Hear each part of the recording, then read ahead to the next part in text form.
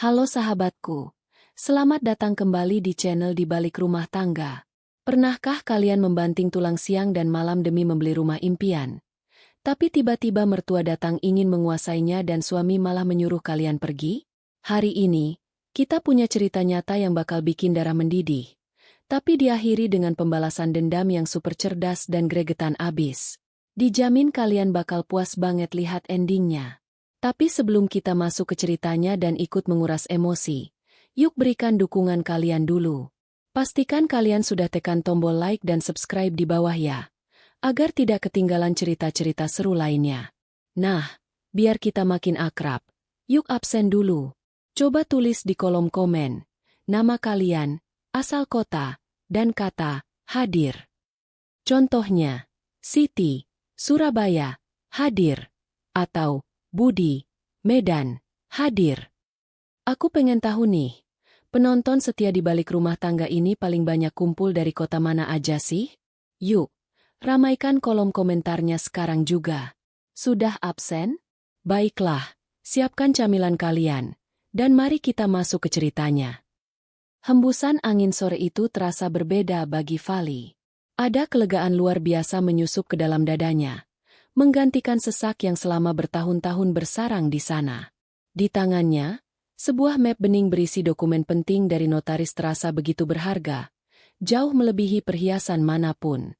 Lembaran kertas berstempel resmi itu adalah bukti nyata dari perjuangan panjang tak kenal lelah, keringat yang menetes setiap hari, dan air mata yang sering ia sembunyikan. Hari ini, impian terbesarnya terwujud. Fali resmi membeli sebuah rumah bertipe asri dengan halaman luas yang selalu ia idamkan. Yang paling membuat hatinya bergetar bangga, rumah itu dibelinya secara tunai, lunas tanpa hutang sedikit pun, dan sertifikat hak milik tersebut mutlak tercetak atas namanya sendiri, Fali. Bukanlah hal mudah bagi perempuan gigih seperti Fali untuk mencapai titik kemenangan ini. Sejak awal usia pernikahannya, ia seolah dipaksa keadaan untuk menjadi tulang punggung keluarga yang menanggung segalanya. Ia bekerja siang malam menerima berbagai pekerjaan tambahan demi mengumpulkan pundi-pundi rupiah. Mulai dari mengurus pembukuan toko kelontong di ujung jalan, berjualan pakaian daring yang seringkali memaksanya begadang membalas pesan pelanggan, hingga menerima pesanan kue kering dalam jumlah besar. Uang demi uang ia sisihkan dengan kedisiplinan tingkat tinggi. Ia menahan diri mati-matian untuk tidak membeli pakaian baru, menolak ajakan makan di luar bersama teman-temannya, dan seringkali hanya membawa bekal seadanya ke tempat kerja demi menghemat pengeluaran. Semua pengorbanan itu ia lakukan dengan ikhlas demi satu tujuan jelas, memiliki tempat bernaung yang layak sebagai istananya sendiri. Selain dari hasil keringatnya yang terkuras habis, sebagian besar dana rumah ini berasal dari sisa uang warisan almarhum ayahnya. Ayah Fali adalah pria pekerja keras yang luar biasa sangat menyayanginya. Sebelum menghembuskan napas terakhir, sang ayah berpesan agar Fali menggunakan uang simpanan tersebut murni untuk aset masa depannya kelak.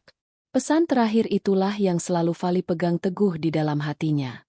Namun di sisi lain, kehidupan pernikahan Fali nyatanya sungguh teramat jauh dari kata ideal. Suaminya, Aziz, adalah pria yang memiliki sifat, karakter, dan pola pikir yang sangat bertolak belakang dengannya. Jika Fali selalu memikirkan jaminan masa depan dan rela berkorban di masa sekarang, Aziz justru lebih suka menikmati hidup secara instan, mengandalkan gengsi semata tanpa memikirkan hari esok. Aziz memang bekerja, namun anehnya gajinya jarang sekali mampir ke meja makan untuk sekadar membeli lauk pauk atau membantu membayar tagihan bulanan yang selalu membengkak. Entah kemana larinya uang hasil kerja suaminya itu. Fali tak pernah tahu dan perlahan ia merasa lelah untuk terus bertanya. Terkadang dengan nada santai Aziz berdalih uangnya habis untuk memperbaiki suku cadang sepeda motornya, atau habis terkuras untuk urusan pergaulan dengan teman-temannya di warung kopi hingga larut malam. Yang paling menorehkan luka dalam bagi perasaan Fali, Aziz tak pernah sekalipun menunjukkan kepedulian atau memberikan kontribusi finansial sekecil apapun untuk mewujudkan impian istrinya membeli rumah ini. Jangankan menyumbang uang, dukungan moral pun tak pernah keluar dari bibirnya. Setiap kali Fali mencoba membicarakan rencananya menabung, Aziz selalu menanggapi dengan tatapan meremehkan. Ia sering mencemooh Fali, mengatakan impian istrinya itu terlalu muluk, tak masuk akal, dan mustahil untuk dicapai. Sikap acuh tak acuh Aziz tersebut seringkali berubah menjadi kekesalan yang meledak-ledak jika Fali dengan tegas menolak memberinya uang tambahan karena alasan uang tersebut harus masuk ke tabungan rumah. Fali ingat betul sebuah kejadian kelam saat Aziz pernah membanting pintu kamar dengan sangat keras. Hanya karena Fali tak mau meminjamkan uang tabungan rumahnya untuk menuruti keinginan egois Aziz membeli ponsel pintar keluaran terbaru. Bagi Aziz, memikirkan rumah sendiri adalah urusan belakangan yang tak perlu dipusingkan. Karena selama ini mereka merasa aman tinggal di rumah kontrakan kecil yang uang sewanya selalu dibayar lunas tepat waktu oleh Fali dari hasil banting tulangnya sendiri. Namun sungguh menakjubkan melihat bagaimana sifat manusia bisa berubah dengan sangat cepat. Sikap dingin dan meremehkan dari Aziz tiba-tiba saja berubah 180 derajat tepat di hari Fali pulang ke rumah membawa sertifikat resmi rumah tersebut. Saat Fali dengan hati-hati meletakkan map bening itu di atas meja ruang tamu kontrakan mereka yang sempit, mata Aziz langsung berbinar penuh dengan ketamakan.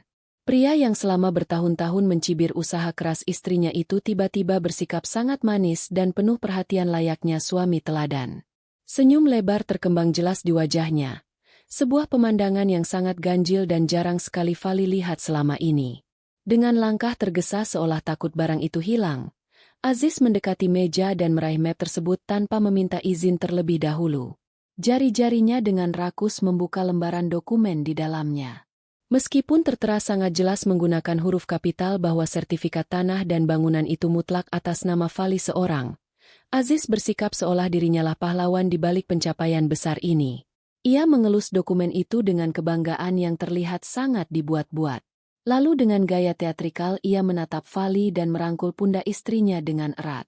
Kata-kata pujian tiba-tiba meluncur lancar dari mulutnya tanpa henti, menyebut Fali sebagai istri terhebat yang paling pintar mengelola keuangan.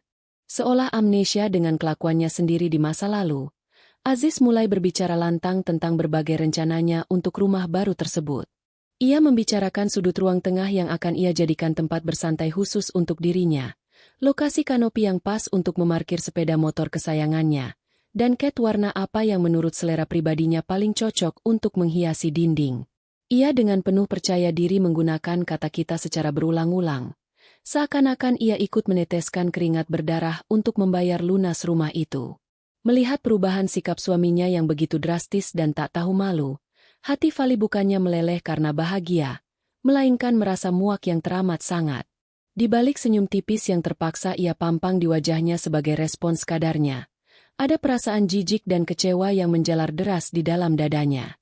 Fali sama sekali tak pernah lupa akan rentetan hinaan serta cacian yang Aziz lontarkan padanya saat ia sedang berjuang menahan lapar demi menabung. Ia juga ingat dengan sangat jelas bagaimana suaminya itu selalu lepas tangan dari segala urusan tagihan rumah tangga mereka. Namun kini, ketika hidangan mewah sudah tersaji indah siap untuk disantap, pria pemalas itu datang dengan lagak sombong bak tuan rumah yang merasa paling berhak atas segalanya. Fali memilih untuk diam, membiarkan Aziz terus berceloteh panjang lebar tentang angan-angan kosongnya. Ia tak membantah ucapan suaminya. Namun ia juga sama sekali tak mengiyakan satu patah kata pun. Di dalam relung batinnya yang paling dalam, Fali telah membulatkan sebuah tekad baja bahwa bangunan rumah itu adalah murni hasil jerih payahnya sendiri dan peninggalan berharga dari sang ayah. Ia bersumpah tak akan pernah membiarkan siapapun di dunia ini, termasuk laki-laki yang berstatus sebagai suaminya sendiri, merasa memiliki kendali atas jerih payah yang telah ia bangun dengan penderitaan. Ketenangan yang ditunjukkan Fali pada sore hari itu nyatanya hanyalah sebuah ketenangan semu. Sebuah jeda sunyi sesaat sebelum badai besar yang sesungguhnya datang menghantam fondasi kehidupan rumah tangganya. Sebuah badai mengerikan yang tak pernah ia sangka akan segera dipicu oleh satu panggilan telepon besok hari dari seorang wanita yang selalu merasa berhak mengatur hidupnya tanpa batasan sedikit pun. Sinar matahari pagi menembus celah-celah kaca jendela berdebu, menciptakan pendaran cahaya keemasan yang menari-nari dengan anggun di atas lantai keramik putih yang belum sepenuhnya bersih.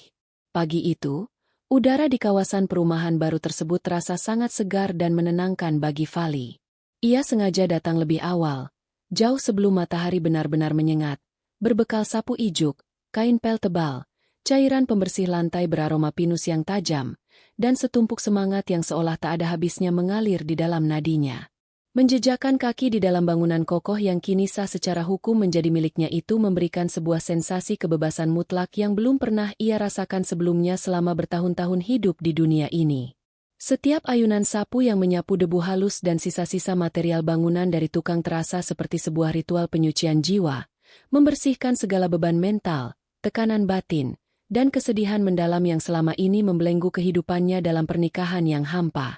Fali tersenyum sendiri dengan mata berbinar saat membayangkan letak perabotan yang akan ia tata nantinya di setiap sudut ruangan. Di sudut ruang tengah yang disinari cahaya matahari langsung ini, ia akan meletakkan sofa kecil berwarna abu-abu yang sangat nyaman untuk menghabiskan waktu membaca buku di akhir pekan. Sementara itu, di dekat jendela kaca besar yang menghadap langsung ke arah jalan utama perumahan, ia berencana meletakkan beberapa pot tanaman hias berdaun lebar, untuk memberikan nuansa hijau yang menyegarkan mata sekaligus menyaring udara kotor. Rumah bertipe asri dengan halaman yang cukup luas ini bukanlah sekadar tumpukan batu bata, semen, dan cat dinding bagi seorang Fali. Rumah ini adalah sebuah monumen hidup dari darah, keringat, dan air matanya. Ini adalah bentuk penghormatan terakhirnya yang paling tulus kepada almarhum sang ayah yang selalu percaya bahwa putri kecilnya bisa tumbuh menjadi wanita tangguh, mandiri, dan mampu berdiri kokoh di atas kakinya sendiri tanpa harus mengemis pada siapapun. Saat Fali mengelap kaca jendela yang awalnya kusam hingga menjadi bening paripurna, ia sesekali berhenti sejenak dari pekerjaannya untuk sekadar menghela napas panjang, meresapi keheningan yang begitu menenangkan kalbunya. Di rumah kontrakan lamanya yang pengap dan sempit, keheningan adalah sebuah kemewahan tingkat tinggi yang sangat langka bisa ia nikmati. Di tempat lama itu, ia harus selalu berhadapan dengan raut wajah suaminya yang sering ditekuk masam karena hal-hal sepele, atau terpaksa mendengarkan celotehan tak bermakna dari Aziz yang selalu membanggakan hal-hal semu dan kehidupannya yang gemar berfoya-foya di luar sana. Di dalam dinding-dinding rumah baru ini, Fali merasa akhirnya ia menemukan sebuah suaka yang sejati, sebuah tempat perlindungan eksklusif di mana ia bisa menjadi dirinya sendiri seutuhnya tanpa perlu lagi berpura-pura kuat atau mati-matian menyembunyikan kelelahannya dari dunia luar. Ia mengusap bulir-bulir keringat yang mulai menetes deras di dahinya dengan punggung tangan, merasa sangat puas dan bangga melihat ruang tamu yang berangsur-angsur kini tampak jauh lebih bersih, harum, dan layak huni. Semuanya terasa begitu sempurna, begitu tenang, dan begitu damai, hingga sebuah suara nyaring yang tajam memecah keheningan magis tersebut tanpa ampun. Dering telepon seluler yang melengking dari dalam tas jinjingnya yang tergeletak sembarangan di atas lantai seketika membuyarkan lamunan indah masa depan Fali. Suara nada dering itu terasa begitu memekakan telinga, memantul-mantul di dinding ruangan kosong yang belum terisi perabotan. Dengan langkah santai dan tanpa kecurigaan sedikitpun, Fali menghampiri tasnya, mengusap kedua tangannya yang basah pada ujung bajunya. Ia mengira panggilan itu mungkin datang dari pihak jasa angkut barang langganannya yang rencananya akan ia sewa beberapa hari ke depan untuk mulai memindahkan barang-barang pribadinya. Namun, saat layar ponselnya menyala terang dan menampilkan nama si penelepon yang terus berkedip, langkah kaki Fali mendadak terhenti seolah kakinya dipaku ke lantai keramik. Jantungnya tiba-tiba berdetak satu ketukan jauh lebih cepat dari biasanya, mengalirkan rasa dingin yang menjalar ke ujung-ujung jarinya. Nama Bu Aini tertera dengan sangat jelas di layar ponsel pintar tersebut. Entah mengapa, setiap kali melihat nama ibu mertuanya muncul di kehidupannya, selalu ada perasaan tidak nyaman yang luar biasa, sebuah firasat buruk yang langsung menyergap dan mengikat ulu hatinya dengan kuat. Fali tahu betul tabiat buruk dari wanita yang telah melahirkan suaminya itu. Selama bertahun-tahun mengarungi bahtera pernikahan bersama Aziz, hubungan antara Fali dan ibu mertuanya tak pernah sekalipun bisa dibilang harmonis atau penuh kasih sayang selayaknya ibu dan anak. Bu Aini adalah sosok wanita tua yang memiliki karakter sangat dominan, keras kepala, selalu merasa dirinya paling benar dalam segala hal, dan secara membuta menganggap anak laki-lakinya, Aziz, adalah seorang raja tanpa celah yang tidak pernah melakukan kesalahan sedikit pun di dunia ini. Di mata tajam Bu Aini, Fali hanyalah seorang menantu perempuan biasa yang tak punya latar belakang keluarga kaya raya yang patut dibanggakan, yang menurutnya hanya kebetulan beruntung bisa dinikahi oleh putra kebanggaannya. Wanita tua itu terbiasa seringkali ikut campur dalam segala urusan internal rumah tangga mereka, mengatur pengeluaran, mendikte keputusan, dan mencampuri ini itu seolah ia adalah pemegang kendali utama atas kehidupan pernikahan anaknya.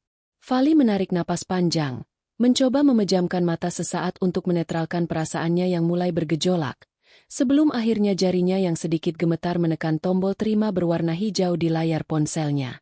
Baru saja Fali membuka mulutnya dan mengucapkan salam pembuka dengan nada yang sengaja dibuat setenang dan sesopan mungkin. Suara melengking tinggi dan penuh otoritas mutlak dari seberang sambungan langsung menyela perkataannya tanpa ampun. Tidak ada basa-basi formalitas menanyakan kabar kesehatan. Tidak ada seuntai pun ucapan selamat atas pencapaian luar biasa Fali yang akhirnya mampu membeli rumah secara mandiri. Kalimat pertama yang meluncur keluar dari bibir ibu mertuanya itu bagaikan kilatan petir di siang bolong yang menyambar dengan kekuatan penuh tepat di atas kepala Fali. "Besok ibu akan tinggal di rumahmu. Ibu sudah izin dengan suamimu," seru Bu Aini dengan nada yang sangat mutlak, tegas, dan penuh arogansi. Seakan kalimat barusan adalah sebuah titah kerajaan absolut yang haram hukumnya untuk dibantah oleh siapapun. Mata Fali membelalak lebar seketika. Genggaman tangannya pada bodi ponsel mengerat dengan sendirinya hingga buku-buku jarinya memutih pasi. Udara segar di sekitarnya mendadak terasa tersedot habis menghilang, membuat dadanya sesak dan ia kesulitan bernapas untuk beberapa saat. Fali berdiri mematung, berusaha keras dengan sisa kewarasannya mencerna deretan kalimat yang baru saja menghantam gendang telinganya dengan sangat keras. Tinggal di rumahnya? Besok. Izin dengan suaminya? Semua rentetan informasi yang datang bertubi-tubi itu terasa begitu surrealis dan sama sekali tidak masuk akal bagi akal sehatnya. Sebelum Fali sempat memproses sepenuhnya semua keterkejutan itu dan merangkai kata untuk memberikan respons balasan, Bu Aini dengan cepat kembali melanjutkan bicaranya dengan nada yang sangat santai. Namun di balik kesantaian itu sangat syarat akan niat keserakahan yang tak terbendung. Wanita tua itu dengan penuh kebanggaan dan tanpa rasa sungkan sedikit pun mulai merinci rencana-rencana kepindahannya dengan sangat mendetail, seolah ia adalah nyonya besar yang baru saja meninjau istana barunya. Ia menyatakan dengan sepihak bahwa ia sudah memilih kamar utama yang ukurannya paling besar dan paling nyaman. Kamar yang memiliki jendela menghadap langsung ke taman depan dengan sirkulasi udara terbaik, untuk dipergunakan oleh dirinya sendiri. Bu Aini terus berceloteh tanpa henti, menambahkan bahwa ia bahkan sudah menyuruh beberapa orang bayaran di kampung halamannya untuk mulai mengemasi barang-barang berharganya hari ini juga. Ia berencana membawa beberapa perabotan kayu jati lama kesayangannya yang berukuran besar untuk diletakkan tepat di tengah ruang tamu rumah baru Fali. Bu Aini berbicara dengan sangat antusias. Nada suaranya meninggi kegirangan. Benar-benar seolah-olah ia sedang mengatur pindahan ke rumahnya sendiri yang baru saja ia beli dari kantongnya sendiri. Mendengar semua celotehan tak masuk akal yang mengalir deras bagai racun itu, darah di dalam tubuh Fali serasa mendidih mencapai titik puncaknya. Kesabaran luar biasa yang selama ini selalu ia bentangkan seluas samudra demi menjaga keutuhan rumah tangganya akhirnya menabrak dinding batas ujungnya yang paling keras. Dengan suara yang sedikit bergetar karena harus mati-matian menahan amarah yang meletup-letup di dada, Fali mencoba memotong dan menghentikan racauan panjang ibu mertuanya. Ia menegaskan dengan artikulasi yang sangat jelas, lambat, dan penuh penekanan agar wanita tua serakah di seberang telepon itu bisa menyerap setiap makna dari ucapannya. Fali mengingatkan Bu Aini dengan tegas bahwa bangunan dan tanah ini murni dibeli mutlak menggunakan uang tabungan pribadinya. Uang yang ia kumpulkan dengan susah payah, memotong waktu tidurnya, dan menahan lapar selama bertahun-tahun, yang kemudian digabungkan dengan sisa uang warisan suci peninggalan almarhum ayahnya. Fali menegaskan secara gamblang bahwa tidak ada satu sen pun, tidak ada sepeser pun uang dari dompet Aziz yang ikut campur dalam pembelian aset berharga ini. Oleh karena fakta yang tak bisa dibantah itu, segala macam bentuk keputusan mengenai siapa saja yang memiliki hak untuk menempati, menginap, apalagi mengatur letak tata ruang rumah tersebut sepenuhnya ada dan mutlak berada di bawah kendali tangan Fali secara pribadi. Bukan wewenang suaminya. Dan sudah barang tentu sangat bukan wewenang ibu mertuanya. Fali melontarkan rentetan kebenaran itu dengan harapan logis dan rasional bahwa penjelasan jujur tersebut bisa menampar Bu Aini agar segera sadar diri, menyadari posisinya, dan mundur secara teratur dengan sedikit kehormatan yang tersisa.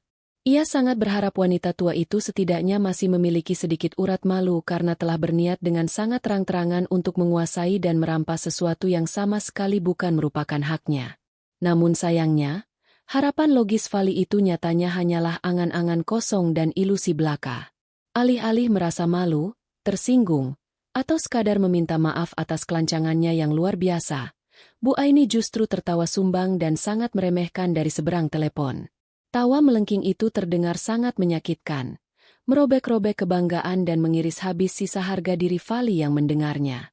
Dengan nada suara yang kini terdengar semakin angkuh, pongah, dan syarat akan niat dominasi total, Bu Aini membalas ucapan jujur Fali dengan kata-kata yang sangat mematikan layaknya bisa ular berbisa. Wanita tua itu dengan suara lantang dan penuh keyakinan menyuarakan pemikirannya yang kolot dan serakah, mengatakan dengan gamblang bahwa di dalam sebuah ikatan pernikahan yang sah, tidak ada satupun yang namanya harta milik istri sendiri. Bu Aini berteori dengan tingkat kepercayaan diri yang sangat menjijikkan bahwa semua harta, benda, dan pencapaian yang berhasil dimiliki oleh seorang istri secara otomatis dan tanpa syarat akan berubah menjadi hak penuh milik suami. Dan karena Aziz adalah anak laki-laki kandung kesayangannya, darah dagingnya sendiri, maka sebagai seorang ibu yang melahirkannya, ia merasa memiliki hak mutlak yang tak terbatas atas segala bentuk fasilitas, kemewahan, dan harta yang saat ini dikuasai oleh anaknya tersebut. Untuk memberikan pukulan terakhir yang menghancurkan mental menantunya, Bu Aini menegaskan kembali dengan nada kemenangan bahwa Aziz, yang ia sebut-sebut sebagai kepala rumah tangga berkuasa penuh menurut versi ilusinya, secara sadar telah menyetujui, mendukung, dan memberikan lampu hijau kepadanya untuk segera pindah dan menempati kamar utama esok hari. Tanpa memberikan sedetik pun kesempatan bagi Fali untuk membela diri, memberikan sanggahan, atau sekadar membalas sepatah kata pun atas semua tudingan dan teori gila tersebut. Panggilan telepon itu diakhiri dan diputus secara sepihak oleh Bu Aini begitu saja. Sambungan langsung terputus secara mendadak. Hanya menyisakan bunyi dengung elektronik panjang dan monoton yang bergema menyakitkan di telinga Fali. Tangan Fali yang memegang ponsel perlahan-lahan turun hingga terkulai lemas di sisi tubuhnya. Ia berdiri mematung bagai sebuah arca di tengah-tengah ruang tamu yang baru saja ia bersihkan dengan penuh rasa cinta beberapa menit yang lalu. Pemandangan interior rumah yang tadinya terlihat begitu indah layaknya sebuah surga masa depan yang menjanjikan kedamaian, kini dalam sekejap mata tiba-tiba berubah bentuk terasa bagaikan sebuah jeruji penjara mengerikan yang akan mencekik lehernya perlahan-lahan. Tangannya mulai bergetar hebat, merambat naik hingga ke bahunya.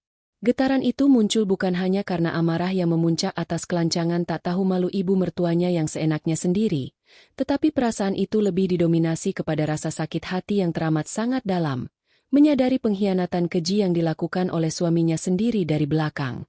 Aziz, laki-laki pengecut yang sama sekali tidak pernah meneteskan setetes pun keringat untuk membangun mimpi rumah ini, laki-laki yang selalu mencibir usahanya siang dan malam, berani-beraninya mengambil keputusan sepihak dan memberikan izin mutlak kepada ibunya untuk merampas satu-satunya hal paling berharga yang berhasil Fali wujudkan di dunia ini.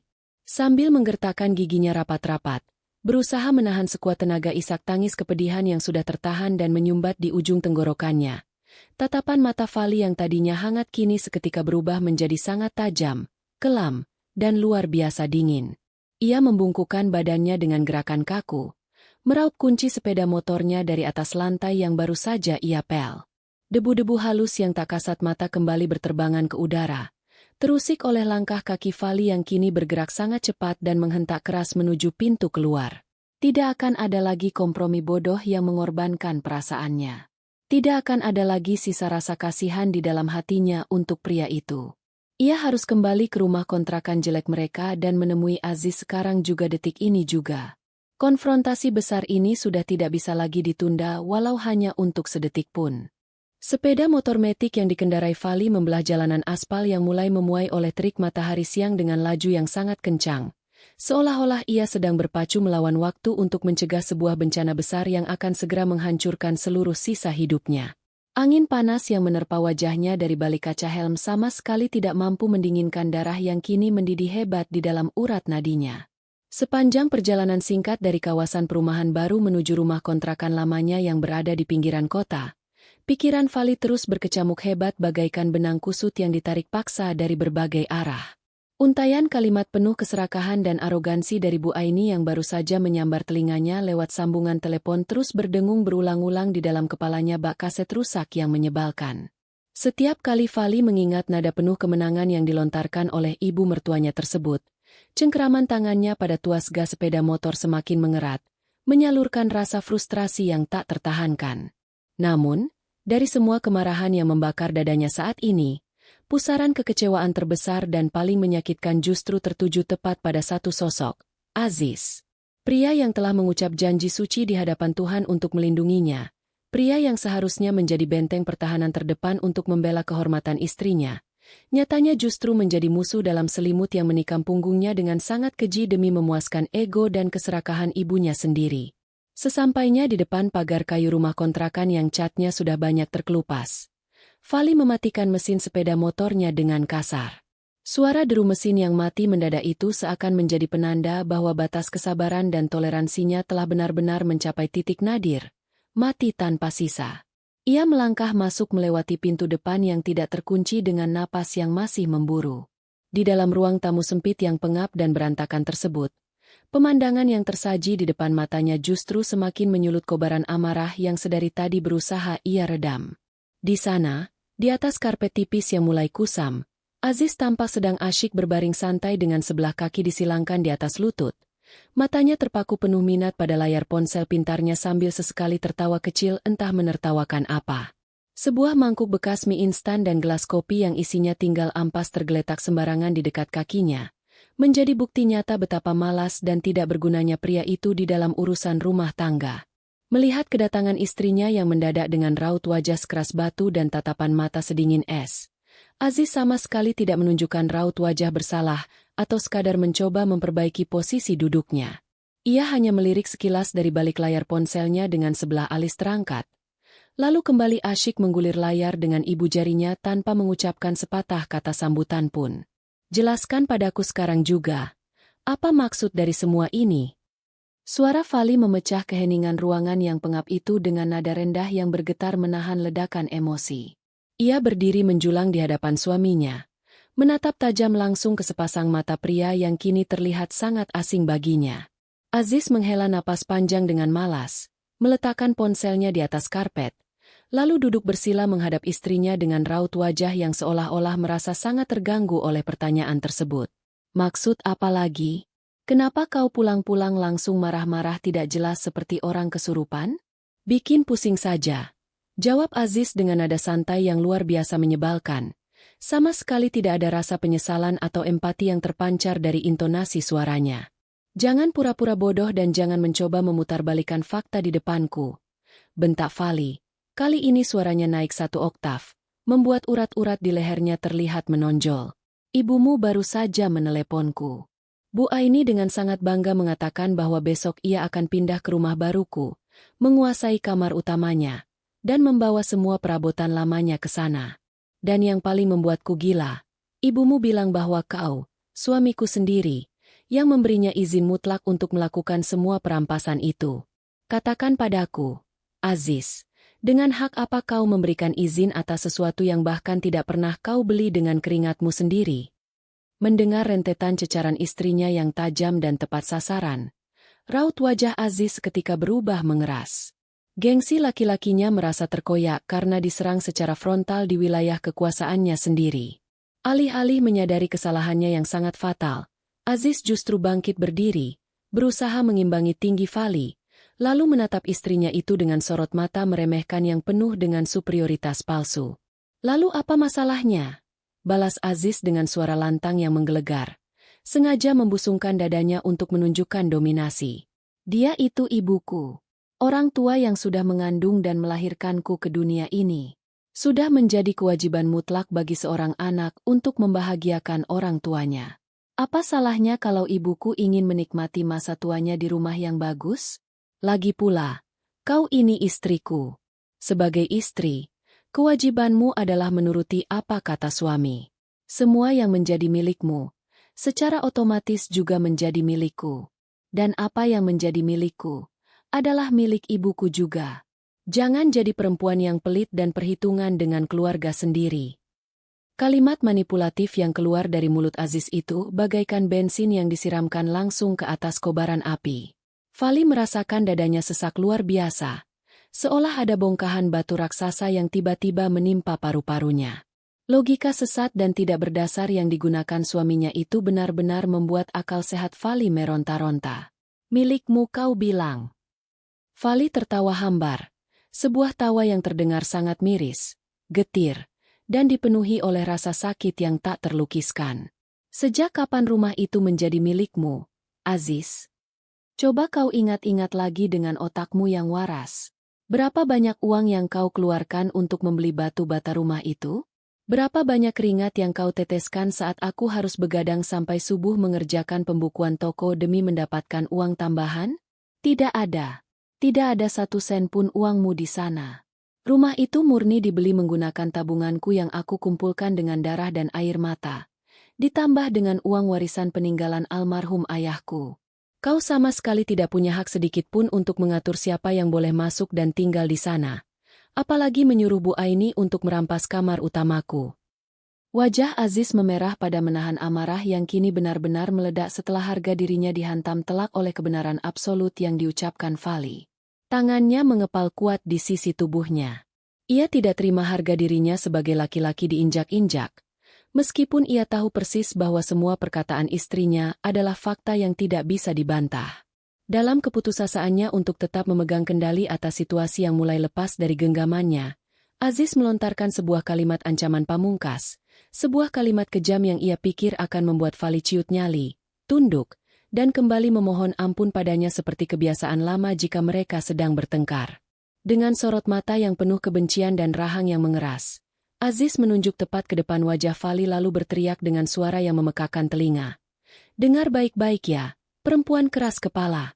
Aku ini kepala keluarga di sini. Keputusanku sudah bulat dan tidak bisa diganggu-gugat oleh siapapun, termasuk kau. Ibuku akan tetap pindah ke rumah itu besok pagi. Kalau kau tidak setuju dengan keputusanku, kalau kau masih mau berhitung soal uang dan bersikap durhaka pada ibuku, maka kau saja yang pergi dari sini. Silakan angkat kaki dan jangan pernah bermimpi bisa kembali padaku.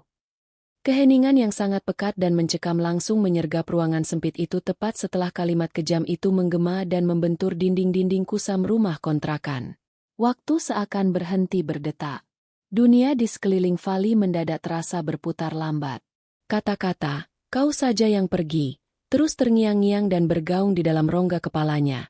Memantul dengan kekuatan destruktif yang menghancurkan setiap sisa-sisa harapan yang mungkin masih bersembunyi di sudut hatinya. Fali berdiri mematung. Matanya menatap kosong ke arah pria yang berdiri angkuh di hadapannya. Kedua tangannya yang terkepal di sisi tubuh mulai gemetar teramat hebat. Sebuah reaksi fisik alami dari tubuhnya yang sedang berusaha sekuat tenaga menahan beban emosional yang melampaui batas kewajaran. Ia menggigit bibir bawahnya kuat-kuat hingga terasa rasa asin darah menyentuh lidahnya. Berjuang mati-matian menahan agar bendungan air mata di pelupuk matanya tidak runtuh menetes di hadapan pria pengecut ini. Ia tidak sudi, sama sekali tidak rela memberikan kepuasan kepada Aziz untuk melihat kelemahannya, melihat tangisannya yang akan dianggap sebagai sebuah kekalahan telak. Pada detik yang sangat krusial dan menyakitkan itulah, sebuah transformasi besar terjadi di dalam ruang batin Fali. Di tengah rasa sakit yang mengiris-iris ulu hatinya, sebuah kejernihan luar biasa tiba-tiba muncul dan menyapu bersih semua ilusi tentang pernikahan yang selama ini ia pertahankan dengan susah payah. Rasa cinta, kasih sayang, toleransi, dan rasa hormat yang selama bertahun-tahun selalu ia pupuk dan ia jaga untuk suaminya, hancur berkeping-keping menjadi debu yang tak bersisa. Mati seutuhnya. Terkubur bersama kalimat pengusiran yang baru saja diucapkan Aziz tanpa rasa bersalah sedikit pun. Fali akhirnya menyadari sebuah kenyataan pahit yang selama ini selalu ia sangkal. Ia berjuang sendirian di dalam bahtera pernikahan ini. Aziz tidak pernah melihatnya sebagai seorang pendamping hidup, melainkan hanya sebagai sebuah alat, mesin pencetak uang, dan sapi perah yang bisa dimanfaatkan untuk membiayai kemalasan dirinya dan mendanai keserakahan ibunya. Fali menyadari bahwa jika ia terus mengalah dan membiarkan dirinya diinjak-injak seperti keset kotor, maka sampai napas terakhirnya pun ia hanya akan menjadi korban abadi dari keegoisan dua manusia benalu tersebut. Gemetar di tangan Fali perlahan-lahan mulai mereda, digantikan oleh sebuah ketenangan dingin yang jauh lebih mematikan daripada amarah yang meledak-ledak. Tatapan matanya yang tadi sempat kosong karena terguncang, kini kembali fokus dengan seberkas kilatan tekad baja yang tajam dan tidak tergoyahkan. Ia tidak akan menangis. Ia tidak akan memohon. Dan ia sama sekali tidak akan menyerah pada ancaman murahan dari seorang laki-laki tidak tahu diuntung. Jika Aziz berpikir bahwa ancaman pengusiran itu akan membuat Fali ketakutan dan menyerahkan rumahnya begitu saja, maka pria itu telah melakukan kesalahan kalkulasi yang paling fatal di sepanjang hidupnya. Fali menarik napas dalam-dalam, mengisi paru-parunya dengan udara yang kini terasa jauh lebih ringan. Ia memandangi Aziz dari ujung kepala hingga ujung kaki untuk yang terakhir kalinya dengan tatapan iba sekaligus jijik, lalu memalingkan wajahnya tanpa mengucapkan sepatah kata pun sebagai balasan. Fali melangkah mundur, perlahan namun pasti, menyusuri ruangan demi ruangan di rumah kontrakan tersebut dengan langkah tegap, bersiap untuk mengemasi seluruh sisa hidupnya dan memulai sebuah perlawanan sunyi yang akan membuat pria sombong di belakangnya itu menyesali setiap kata yang baru saja ia keluarkan dari mulutnya. Titik balik telah dimulai, dan Fali tidak akan pernah lagi menengok ke belakang untuk menjadi pihak yang tertindas. Suasana di dalam kamar tidur kontrakan itu terasa mencekik. Namun di tengah kesunyian yang menekan, Fali justru merasakan sensasi ketenangan yang aneh. Ia tidak menangis.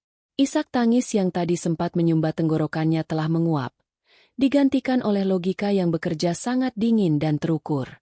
Setelah mendengar ancaman pengusiran dari Aziz, Fali menyadari bahwa ia tidak lagi memiliki tempat untuk berbagi kesedihan, kecuali kepada dirinya sendiri. Dengan gerakan sistematis yang terlatih, ia membuka lemari pakaian tua yang menjadi satu-satunya saksi bisu perjuangannya selama ini. Ia mulai mengeluarkan satu demi satu pakaian miliknya, melipatnya dengan rapi, dan memasukkannya ke dalam koper besar yang sudah lama tidak tersentuh. Setiap helai kain yang ia masukkan ke dalam koper seolah menjadi simbol dari segala memori buruk, pengorbanan yang sia-sia, dan sisa kasih sayang yang kini telah resmi ia cabut dari akarnya. Di ruang tamu, Aziz masih duduk bersila, mengira Fali sedang merajuk dan akan segera keluar kamar untuk meminta maaf atau setidaknya mencoba melakukan negosiasi ulang. Aziz masih memegang teguh keyakinan sempitnya bahwa istrinya adalah makhluk lemah yang tidak akan pernah sanggup bertahan hidup tanpa perlindungan dan kehadiran dirinya.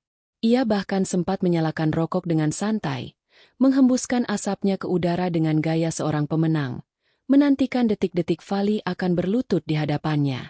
Namun, menit demi menit berlalu, dan suasana justru menjadi semakin sunyi. Tidak ada suara pintu yang dibanting, tidak ada suara isak tangis memelas, dan tidak ada teriakan kemarahan yang ia nantikan. Keheningan itu justru mulai menyelinap ke dalam benak Aziz, memberikan sedikit rasa gelisah yang tidak mampu ia definisikan. Fali, di dalam kamar, telah selesai mengemasi barang-barang pribadinya. Ia tidak membawa perabotan, tidak membawa perlengkapan rumah tangga yang selama ini ia beli dengan susah payah, karena ia sudah memutuskan untuk meninggalkan semua itu bagi Aziz. Ia hanya membawa koper berisi pakaian dan tas kecil yang berisi dokumen-dokumen penting, termasuk surat-surat rumah baru yang kini menjadi senjata utamanya. Setelah memastikan kamarnya kosong dan tidak meninggalkan satupun jejak keraguan-raguan, Fali keluar dengan langkah mantap. Saat ia melintasi Aziz yang masih duduk di ruang tamu, ia bahkan tidak menoleh sedikit pun. Langkah kakinya terdengar tegas di lantai yang kusam, sebuah bunyi detak yang seolah sedang menghitung mundur akhir dari kenyamanan hidup Aziz. Aziz menoleh, tertegun melihat koper besar yang diseret istrinya, namun ia masih berusaha mempertahankan topeng kesombongannya. Ia bahkan sempat mendengus dan berkata dengan nada mencemooh, "Mau kemana kau? Mau ngambek ke rumah orang tuamu?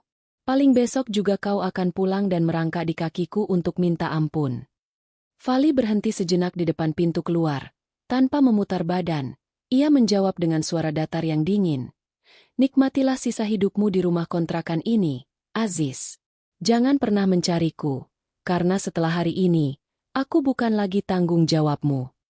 Tanpa menunggu respons lebih lanjut dari suaminya yang kini mulai menunjukkan raut wajah bingung dan sedikit panik, Fali membuka pintu dan melangkah keluar, meninggalkan rumah kontrakan itu untuk selama-lamanya. Udara sore yang segar menyambutnya di luar, memberikan rasa lega yang belum pernah ia rasakan sebelumnya. Ia memanggil taksi daring yang sudah ia pesan beberapa menit sebelumnya, lalu meluncur pergi menuju sebuah tempat yang sudah ia rancang di dalam kepalanya selama perjalanan tadi. Destinasi Fali adalah kantor hukum milik Pak Surya, seorang pengacara kawakan yang dikenal jujur, tegas, dan memiliki rekam jejak yang sangat cemerlang dalam menangani kasus-kasus sengketa properti dan perceraian. Pak Surya adalah kerabat jauh dari almarhum ayahnya, Satu-satunya orang yang ia percayai untuk memegang rahasia terbesar dan rencana pembalasan dendamnya. Begitu tiba di kantor hukum yang bernuansa tenang dan profesional tersebut, Fali disambut hangat oleh Pak Surya di ruang kerjanya yang dipenuhi tumpukan buku hukum tebal. Setelah duduk dan menceritakan seluruh kronologi pengkhianatan Aziz dan kelancangan Bu Aini, Fali menatap Pak Surya dengan tatapan yang memohon keseriusan. Pak Surya, saya ingin memastikan bahwa mereka tidak akan pernah bisa menyentuh rumah itu, sepeser pun. Saya ingin rumah itu tetap menjadi milik saya, atau jika memungkinkan, saya ingin memberikan hak pengelolaannya kepada pihak lain agar Aziz dan ibunya tidak memiliki celah hukum untuk mendudukinya, ujar Fali dengan nada suara yang mantap. Pak Surya, yang sejak tadi menyimak dengan serius, mengangguk paham. Ia mengeluarkan beberapa dokumen hukum dari laci mejanya. Sebuah draft yang telah mereka diskusikan secara samar-samar beberapa hari yang lalu saat Fali pertama kali memegang sertifikat rumah tersebut. Pak Surya menjelaskan bahwa sebagai pemilik sah, Fali memiliki otoritas penuh untuk menghibahkan, mewakafkan, atau mengalihkan kepemilikan asetnya kepada siapapun selama prosedur hukumnya diikuti dengan benar dan akurat. Fali, langkah yang kamu ambil ini adalah langkah hukum yang sangat cerdas. Jika rumah ini dihibahkan untuk tujuan sosial, seperti yayasan panti asuhan, maka secara otomatis kepemilikan individu akan berpindah dan tidak bisa digugat oleh pihak manapun, termasuk suami kamu dalam kasus Gonogini, asalkan ini dibuktikan sebagai harta bawaan dari warisan yang memang hak mutlak kamu. Jelas Pak Surya sambil memberikan penjelasan mengenai klausul-klausul hukum yang rumit namun menguntungkan bagi Fali. Pak Surya juga menambahkan bahwa ia memiliki koneksi dengan sebuah yayasan panti asuhan yang dikelola oleh Bu Nisa, seorang wanita yang sangat berdedikasi dan membutuhkan tempat yang lebih layak untuk anak-anak asuhnya. Ide ini langsung disetujui oleh Fali. Ia tidak hanya ingin menyelamatkan rumahnya, ia ingin mengubah properti yang seharusnya menjadi sumber keserakahan menjadi sebuah ladang pahala bagi orang lain, sekaligus menjadi mimpi buruk bagi orang-orang yang telah mengkhianatinya. Sambil menandatangani dokumen-dokumen yang disiapkan oleh Pak Surya, Fali merasa seolah setiap guratan penanya di atas kertas itu adalah sebuah paku yang menghujam tepat ke jantung keserakahan Aziz dan Bu Aini. Ia tidak melakukan ini karena dendam membabi buta, melainkan sebagai bentuk pertahanan diri yang mutlak. Ia menyadari bahwa jika ia membiarkan Bu Aini menempati rumah itu, ia akan terus-menerus diganggu, dieksploitasi, dan dipaksa untuk terus menafkahi kemalasan suaminya. Setelah semua dokumen ditandatangani dan disahkan oleh notaris yang juga rekan kerja Pak Surya, Fali merasakan beban yang selama ini menghimpit pundaknya lenyap sepenuhnya. Ia telah resmi melepaskan status kepemilikan pribadinya atas rumah tersebut, dan menyerahkannya kepada yayasan yang kini resmi menjadi pemilik baru. Namun, rencana Fali tidak berhenti sampai di situ. Pak Surya kemudian membantu Fali menyusun langkah selanjutnya untuk proses perceraian yang segera akan ia ajukan. Ia menuntut cerai dengan alasan perlakuan semena-mena, pengkhianatan dalam rumah tangga, dan ketidakmampuan suami dalam memberikan nafkah yang layak. Pak Surya menjamin bahwa bukti-bukti yang Fali miliki akan membuat Aziz tidak berkutik. Setelah semua urusan selesai di kantor hukum, malam mulai turun dengan indahnya. Fali keluar dari kantor Pak Surya dengan perasaan yang benar-benar berbeda. Ia kini tidak lagi terikat oleh rumah kontrakan yang pengap, tidak lagi terikat oleh janji-janji palsu suaminya, dan tidak lagi terikat oleh intimidasi mertuanya. Ia telah memiliki rencana matang untuk esok hari, hari di mana Aziz dan Bu Aini akan datang ke rumah baru itu dengan penuh kemenangan, namun justru akan disambut dengan kejutan yang akan mengubah hidup mereka menjadi tragedi. Fali menatap ke langit malam yang bertabur bintang. Ia tidak lagi memiliki rumah, namun ia merasa lebih memiliki segalanya dibanding siapapun di dunia ini. Ia telah memenangkan pertempuran batinnya, dan sekarang ia hanya perlu menunggu waktu untuk melihat kehancuran dari segala keserakahan yang telah dipupuk oleh dua orang yang pernah ia cintai itu.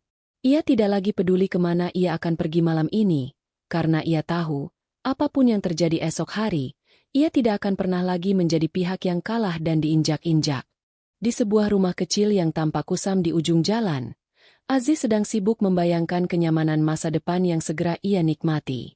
Pikirannya dipenuhi oleh lamunan tentang ruangan luas, furnitur baru, dan prestise yang akan ia dapatkan dengan tinggal di rumah mewah milik Fali. Namun, Ada satu hal yang benar-benar menjadi obsesi utamanya saat ini, mencari uang tambahan untuk menutupi jejak-jejak masa lalunya yang kelam. Tanpa sepengetahuan Fali selama ini, Aziz memang telah terjerumus ke dalam lingkaran utang yang sangat dalam akibat gaya hidupnya yang gemar berfoya-foya dan mencoba peruntungan di berbagai bisnis tidak jelas yang berakhir dengan kegagalan total. Untuk menutupi cicilan bunga pinjaman daring yang mencekik leher, Aziz nekat melakukan tindakan di luar batas akal sehat. Beberapa minggu sebelum Fali mengumumkan keberhasilannya membeli rumah, Aziz telah melakukan manuver terlarang. Ia mendatangi rumah lama milik Bu Aini dengan alasan ingin merenovasinya agar lebih layak huni. Bu Aini, yang selalu menuruti apapun keinginan putra kesayangannya, dengan mudah memberikan kunci serta sertifikat rumah tersebut kepada Aziz. Tanpa membuang waktu, Aziz yang sudah terdesak oleh penagih utang yang terus meneror ponselnya, menjual rumah tua milik ibunya kepada seorang tengkulak properti dengan harga di bawah standar pasar. Uang hasil penjualan itu memang cukup besar, namun sayangnya, uang tersebut lenyap dalam sekejap untuk melunasi utang-utang pokok dan bunga pinjaman daring yang bunganya terus membengkak setiap hari. Aziz merasa sangat cerdas dengan skema yang ia rancang.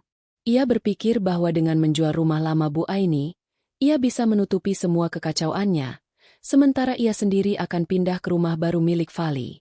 Ia menganggap bahwa Fali adalah sosok wanita yang naif, penurut, dan terlalu mencintainya untuk berani menanyakan apa yang terjadi pada harta benda keluarga.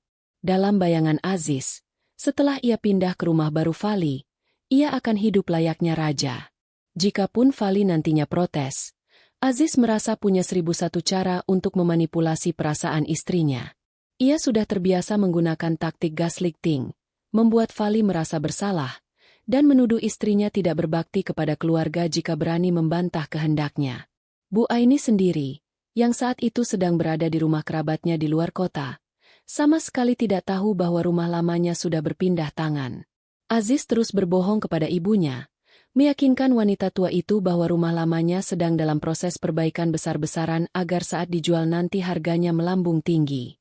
Bu Aini yang merasa Aziz adalah anak yang berbakti, mempercayai setiap kata-kata dusta putranya. Ia bahkan sudah membayangkan dirinya akan hidup tenang di rumah baru milik Fali, menikmati masa tua dengan segala fasilitas yang tersedia di sana.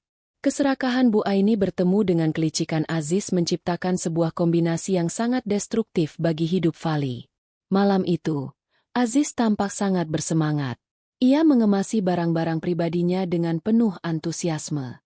Ia bahkan sudah membayangkan bagaimana ia akan memamerkan rumah baru tersebut kepada teman-temannya di warung kopi. Dalam pikirannya, ia sudah menjadi pemilik sah dari properti yang dibeli Fali. Ia sama sekali tidak menyadari bahwa di balik keheningan Fali setelah ia usir kemarin, Fali sedang menyusun sebuah rencana yang jauh lebih rapi dan mematikan. Aziz menganggap kepergian Fali adalah sebuah kemenangan besar. Ia merasa kini ia bebas untuk membawa ibunya masuk tanpa harus mendengar omelan atau keberatan dari istrinya yang dianggapnya cerewet. Di sisi lain, Bu Aini sudah bersiap sejak subuh. Ia telah membawa beberapa koper berisi pakaian dan perabotan kecil yang dianggapnya berharga. Ia merasa sudah saatnya ia menikmati hasil kerja keras anaknya. Meski secara logika ia tahu rumah itu dibeli oleh Fali, namun dalam pola pikirnya yang sempit, semua harta yang ada di tangan menantunya adalah milik anaknya, dan dengan demikian, adalah milik ibunya pula. Ia tidak memiliki rasa sungkan sedikit pun untuk merampas kenyamanan orang lain. Bu Aini bahkan sudah berencana untuk menjual perabotan lama milik Fali dan menggantinya dengan gaya dekorasi pilihannya sendiri. Aziz menjemput Bu Aini di terminal bus dengan wajah yang dibuat-buat sangat ceria. Ia tidak memberitahu ibunya bahwa Fali sudah pergi dari kontrakan. Ia hanya mengatakan bahwa Fali sudah pindah duluan ke rumah baru untuk mempersiapkan segalanya. Bu Aini yang tidak curiga, naik ke dalam mobil sewaan yang sudah Aziz siapkan. Selama perjalanan menuju perumahan baru, mereka berdua terus berceloteh tentang rencana-rencana besar. Mereka membicarakan bagaimana Fali harus segera disuruh bekerja lebih keras lagi untuk membiayai gaya hidup mereka yang akan segera meningkat. Mereka sudah merasa sangat berkuasa di atas tanah yang sama sekali tidak mereka beli. Aziz sempat merasa sedikit heran mengapa Fali tidak membalas pesan-pesan singkatnya yang berisi perintah untuk segera memasakkan makanan di rumah baru. Namun, ia tidak terlalu memikirkannya. Ia menganggap Fali hanya sedang merajuk dan akan segera tunduk saat ia dan ibunya datang nanti. Kepercayaan diri Aziz benar-benar berada di puncak tertinggi. Ia merasa bahwa ia tidak mungkin kehilangan kontrol atas Fali. Ia merasa sudah terlalu lama mengendalikan setiap langkah istrinya, sehingga ia tidak percaya bahwa Fali bisa melakukan perlawanan yang berarti.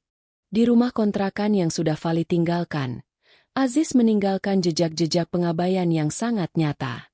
Ia tidak memikirkan bagaimana nantinya pemilik kontrakan akan menagih sewa, atau bagaimana nasib barang-barang yang masih tersisa. Baginya, tujuan utama adalah rumah baru. Baginya, rumah baru adalah tiket untuk keluar dari kesulitan finansial yang selama ini menghimpitnya, karena ia berencana akan menggadaikan sertifikat rumah tersebut secara diam-diam begitu ia berhasil mendapatkannya. Ia sudah memiliki kontak seorang rentenir kelas kakap yang bersedia memberikan pinjaman besar dengan jaminan sertifikat properti. Aziz dan Bu Aini benar-benar buta oleh keserakahan. Mereka tidak menyadari bahwa setiap langkah yang mereka ambil menuju rumah baru adalah langkah menuju perangkap yang sudah disiapkan oleh Fali.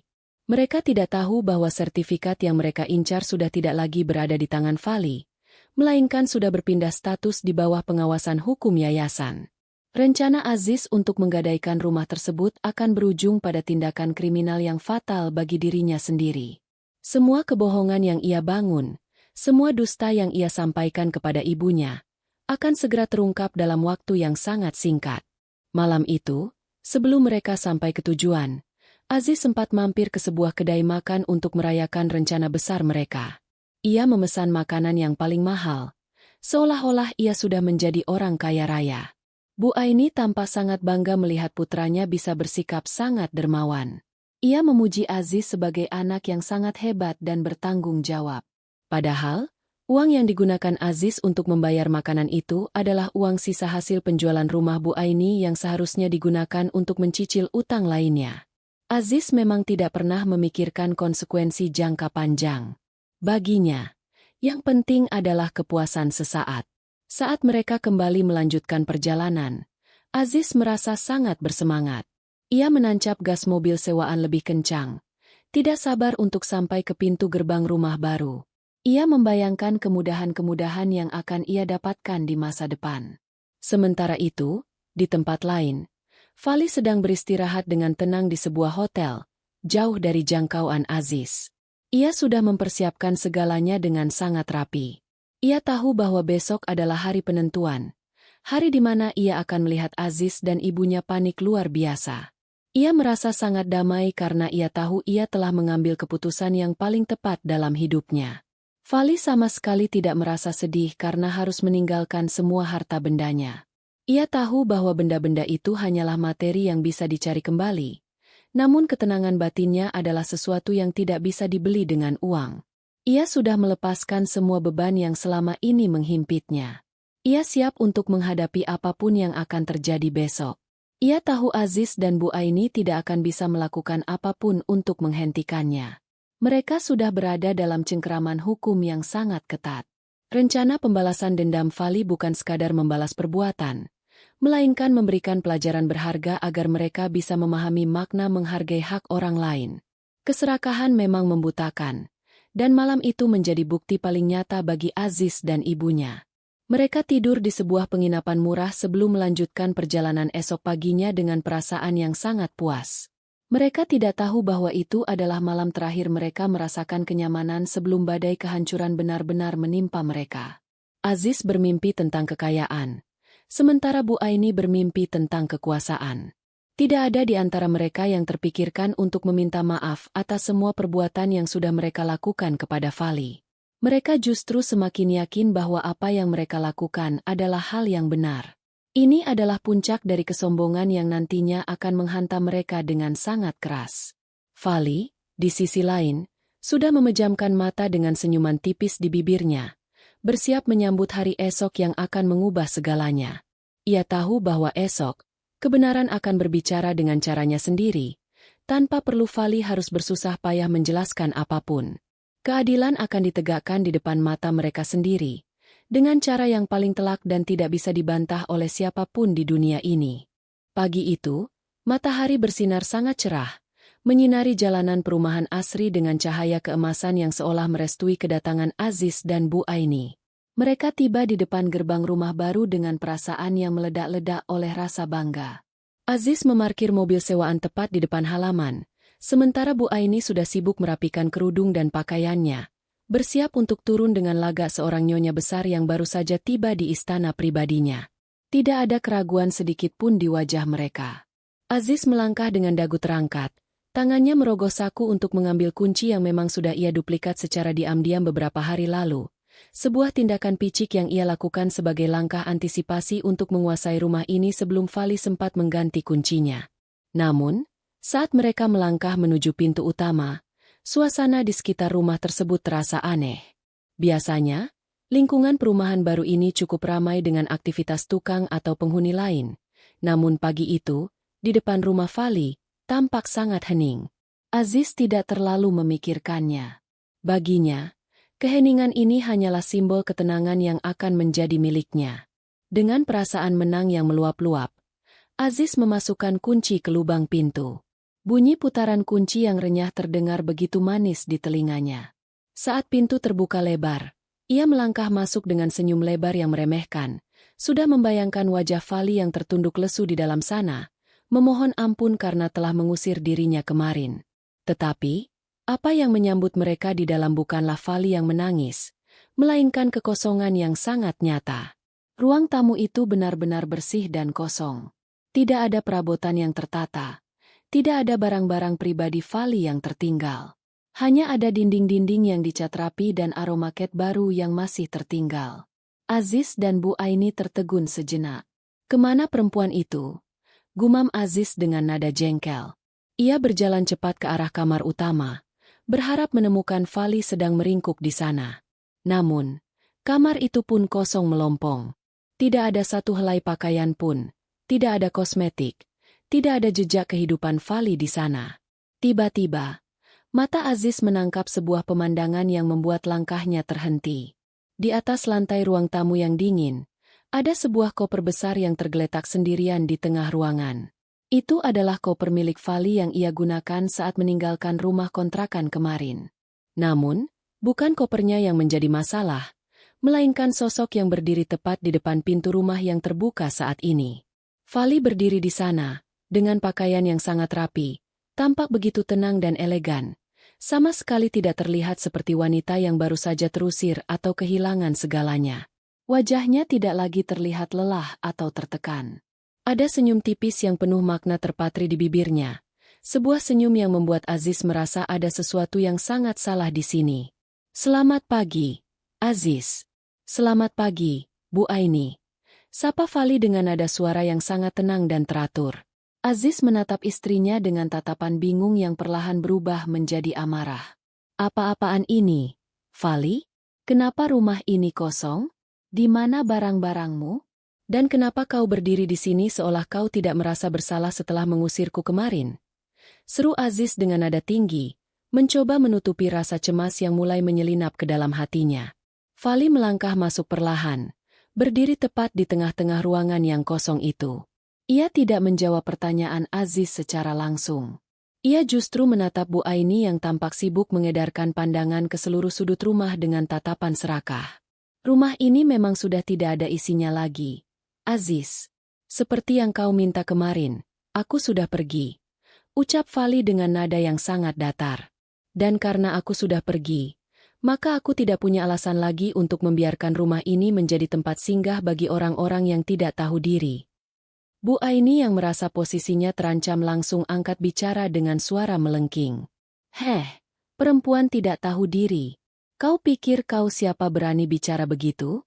Rumah ini dibeli dengan uang hasil jerih payah anakku. Jangan harap kau bisa mengusir kami dari sini. Aku sudah membawa semua barang-barangku, dan aku akan menetap di sini selamanya sebagai pemilik rumah." Fali tertawa kecil mendengar pernyataan konyol itu. Tawa itu tidak terdengar seperti ejekan, melainkan sebuah bentuk kepasrahan pada kebodohan manusia di depannya. "Pemilik rumah? Bu Aini, sepertinya Anda harus memperbarui informasi Anda. Apakah Aziz belum memberitahu Anda bahwa sejak kemarin, secara hukum, Rumah ini sudah bukan lagi milik saya, dan sudah pasti tidak pernah menjadi milik anak Anda. Aziz merasa dunianya seakan berputar. Ia mendekati Fali dengan wajah merah padam. Tangannya terangkat seolah ingin memegang kerah baju istrinya. Namun ia menahan diri saat melihat tatapan Fali yang sama sekali tidak menunjukkan rasa takut. Apa maksudmu, Fali? Jangan mencoba menakut-nakuti aku dengan omong kosong hukum. Sertifikat rumah ini ada di tanganku. Aku yang memegangnya. Fali mengeluarkan sebuah dokumen dari tas kecil yang ia bawa. Itu adalah fotokopi surat hibah yang telah dilegalisir oleh notaris. Ia melemparkan dokumen itu ke lantai di depan kaki Aziz. Silakan dibaca kalau kau bisa membaca. Aziz. Itu adalah bukti bahwa rumah ini sudah dihibahkan kepada sebuah yayasan sosial. Sertifikat yang kau pegang mungkin masih ada namaku di sana. Tapi itu sudah tidak memiliki kekuatan hukum karena sudah dibalik nama secara sah dalam waktu singkat kemarin sore. Rumah ini sekarang adalah aset yayasan. Dan sebagai pemilik barunya, mereka punya hak penuh untuk mengusir siapapun yang menempati properti ini tanpa izin. Aziz dengan tangan gemetar mengambil dokumen tersebut. Ia membaca baris demi baris. Matanya membelalak saat melihat stempel notaris yang sangat resmi. Ia mencoba menyangkal, mencoba mencari celah, namun otaknya seolah beku. Bu Aini yang melihat anaknya terdiam, langsung merebut dokumen itu dari tangan Aziz. Setelah membacanya, ia hampir jatuh terduduk. Wajahnya yang tadi tampak angkuh, kini berubah pucat pasi. Tidak, ini tidak mungkin. Kau bohong. Ini pasti akal-akalanmu saja, teriak Bu Aini histeris. Fali hanya menatap mereka dengan tatapan yang sangat dingin. Kalian punya waktu 10 menit untuk membawa barang-barang kalian keluar dari sini. Jika tidak, saya sudah menghubungi aparat desa dan pihak keamanan perumahan untuk mengusir kalian secara paksa. Aku sudah tidak peduli lagi dengan apapun yang terjadi pada kalian. Kalian menginginkan rumah ini? Sekarang rumah ini milik anak-anak panti asuhan yang jauh lebih berhak untuk merasakannya daripada kalian yang hanya tahu cara menguras keringat orang lain. Aziz mulai panik. Ia menyadari bahwa rencananya untuk menggadaikan rumah ini sudah hancur lebur. Tanpa properti ini, ia tidak punya jaminan untuk utang-utangnya. Ia menatap Fali dengan tatapan memohon. Namun Fali sudah tidak lagi melihat Aziz sebagai suami. Ia melihat Aziz sebagai orang asing yang menjijikan. Fali, tolong jangan lakukan ini. Kita bisa bicara baik-baik. Aku bisa minta maaf. Ucap Aziz dengan nada yang memelas. Suaranya terdengar pecah. Fali menggelengkan kepala. Tidak ada lagi pembicaraan. Aziz, waktu kita untuk bicara sudah habis sejak kau mengusirku kemarin. Sekarang, kalian bukan lagi bagian dari hidupku. Dan rumah ini bukan lagi tempat bagi keserakahan kalian.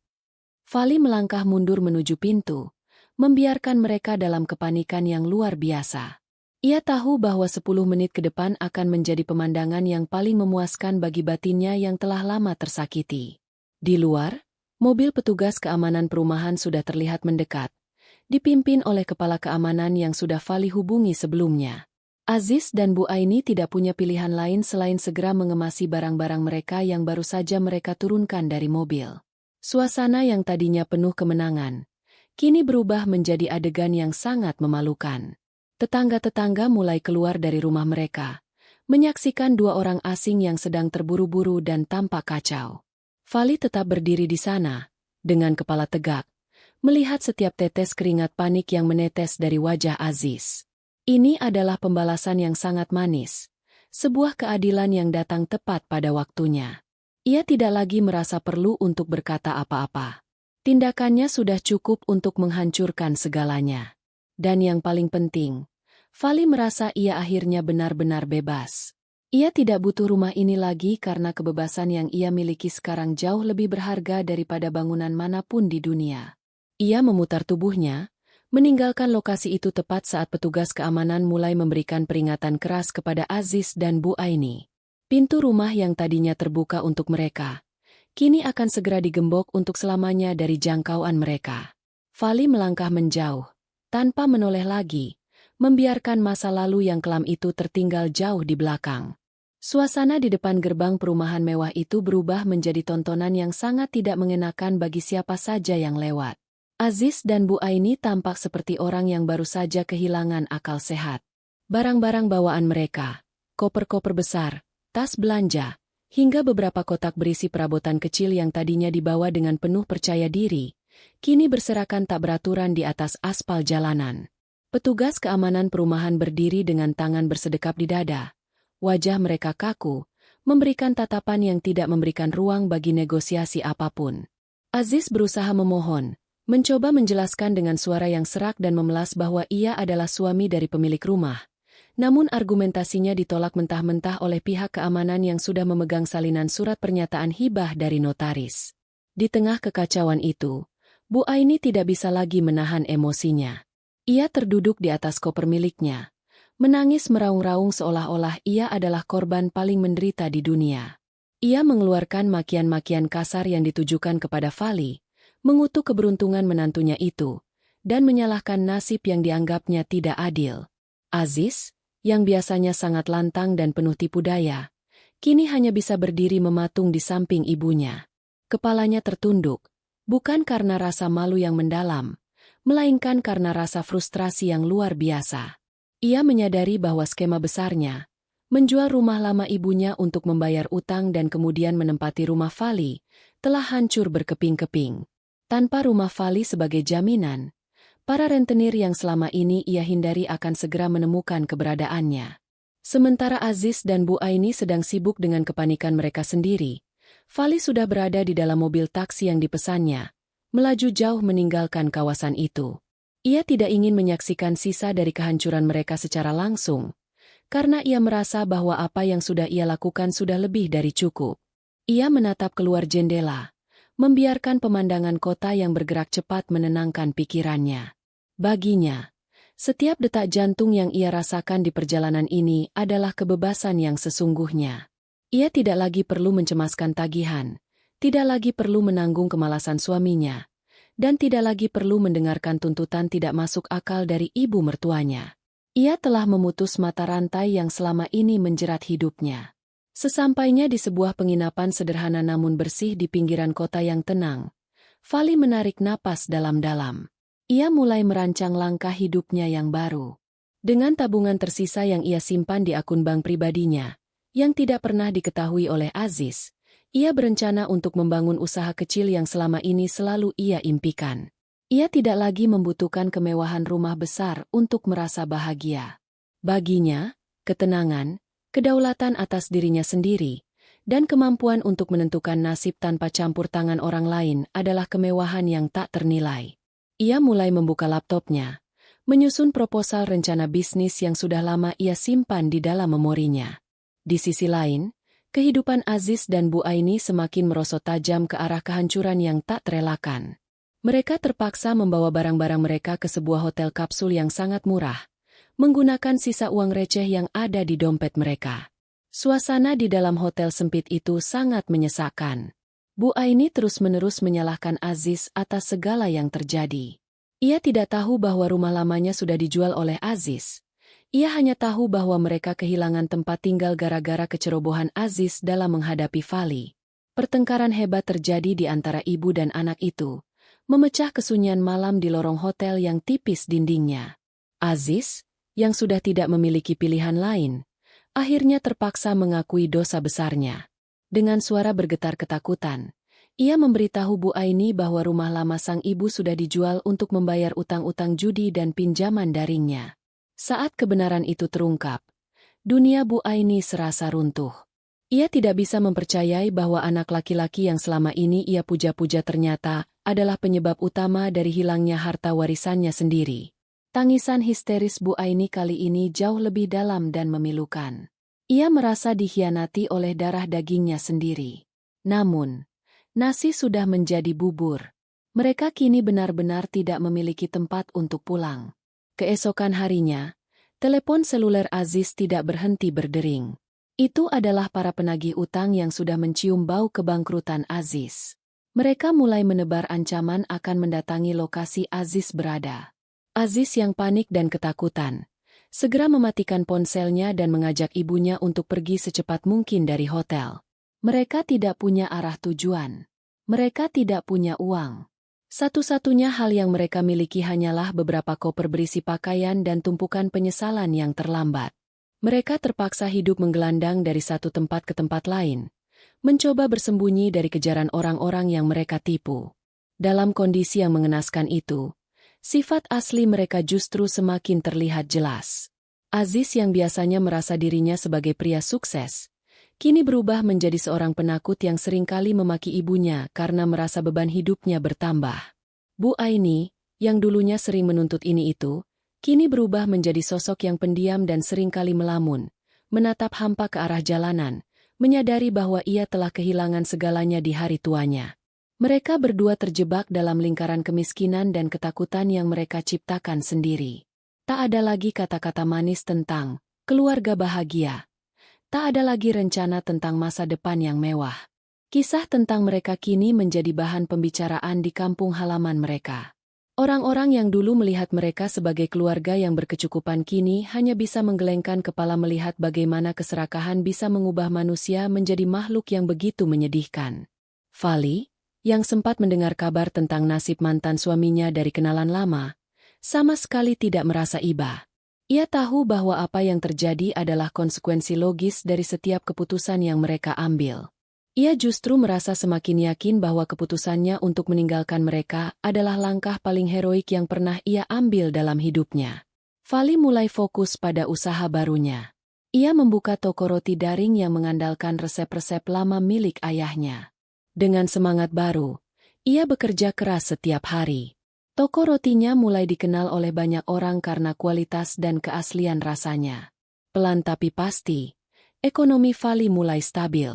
Ia bahkan sudah bisa menyewa sebuah apartemen kecil yang nyaman untuk dirinya sendiri. Kehidupannya kini jauh dari hingar-bingar konflik keluarga yang menyesakkan. Ia merasa lebih hidup daripada sebelumnya. Ia tidak lagi harus berurusan dengan tuntutan emosional dari siapapun. Tiap malam, sebelum tidur, Fali selalu menyempatkan diri untuk bersyukur. Ia bersyukur karena ia masih diberi kesempatan untuk hidup mandiri.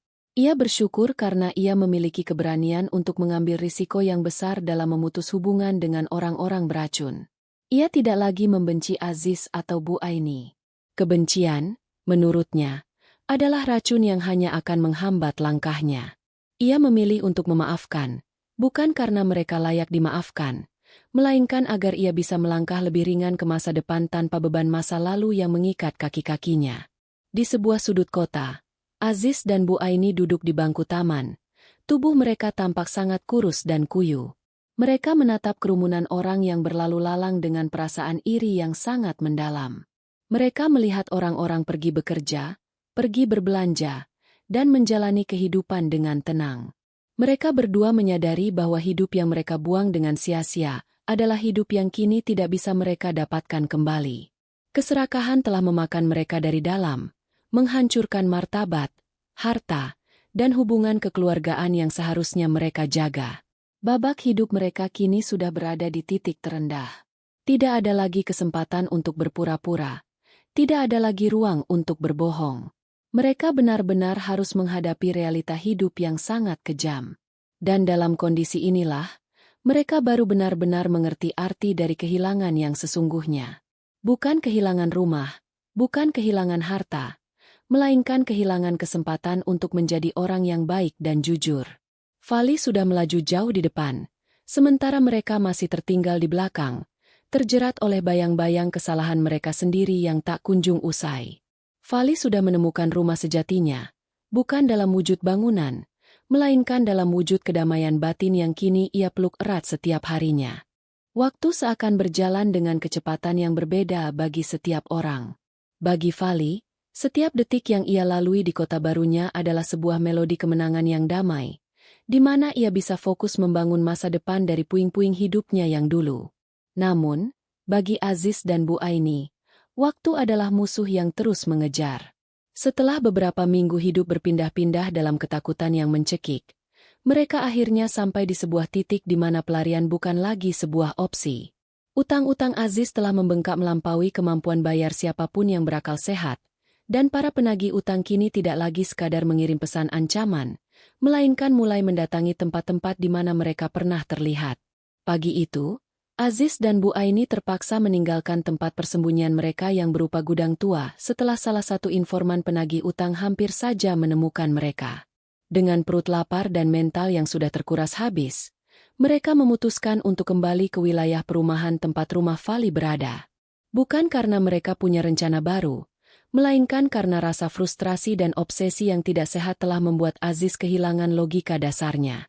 Ia masih memiliki keyakinan bodoh bahwa jika ia bisa menemui Fali secara langsung, mungkin di depan rumah yang kini telah diwakafkan itu, ia bisa memanipulasi keadaan atau setidaknya mendapatkan sedikit uang untuk pelariannya.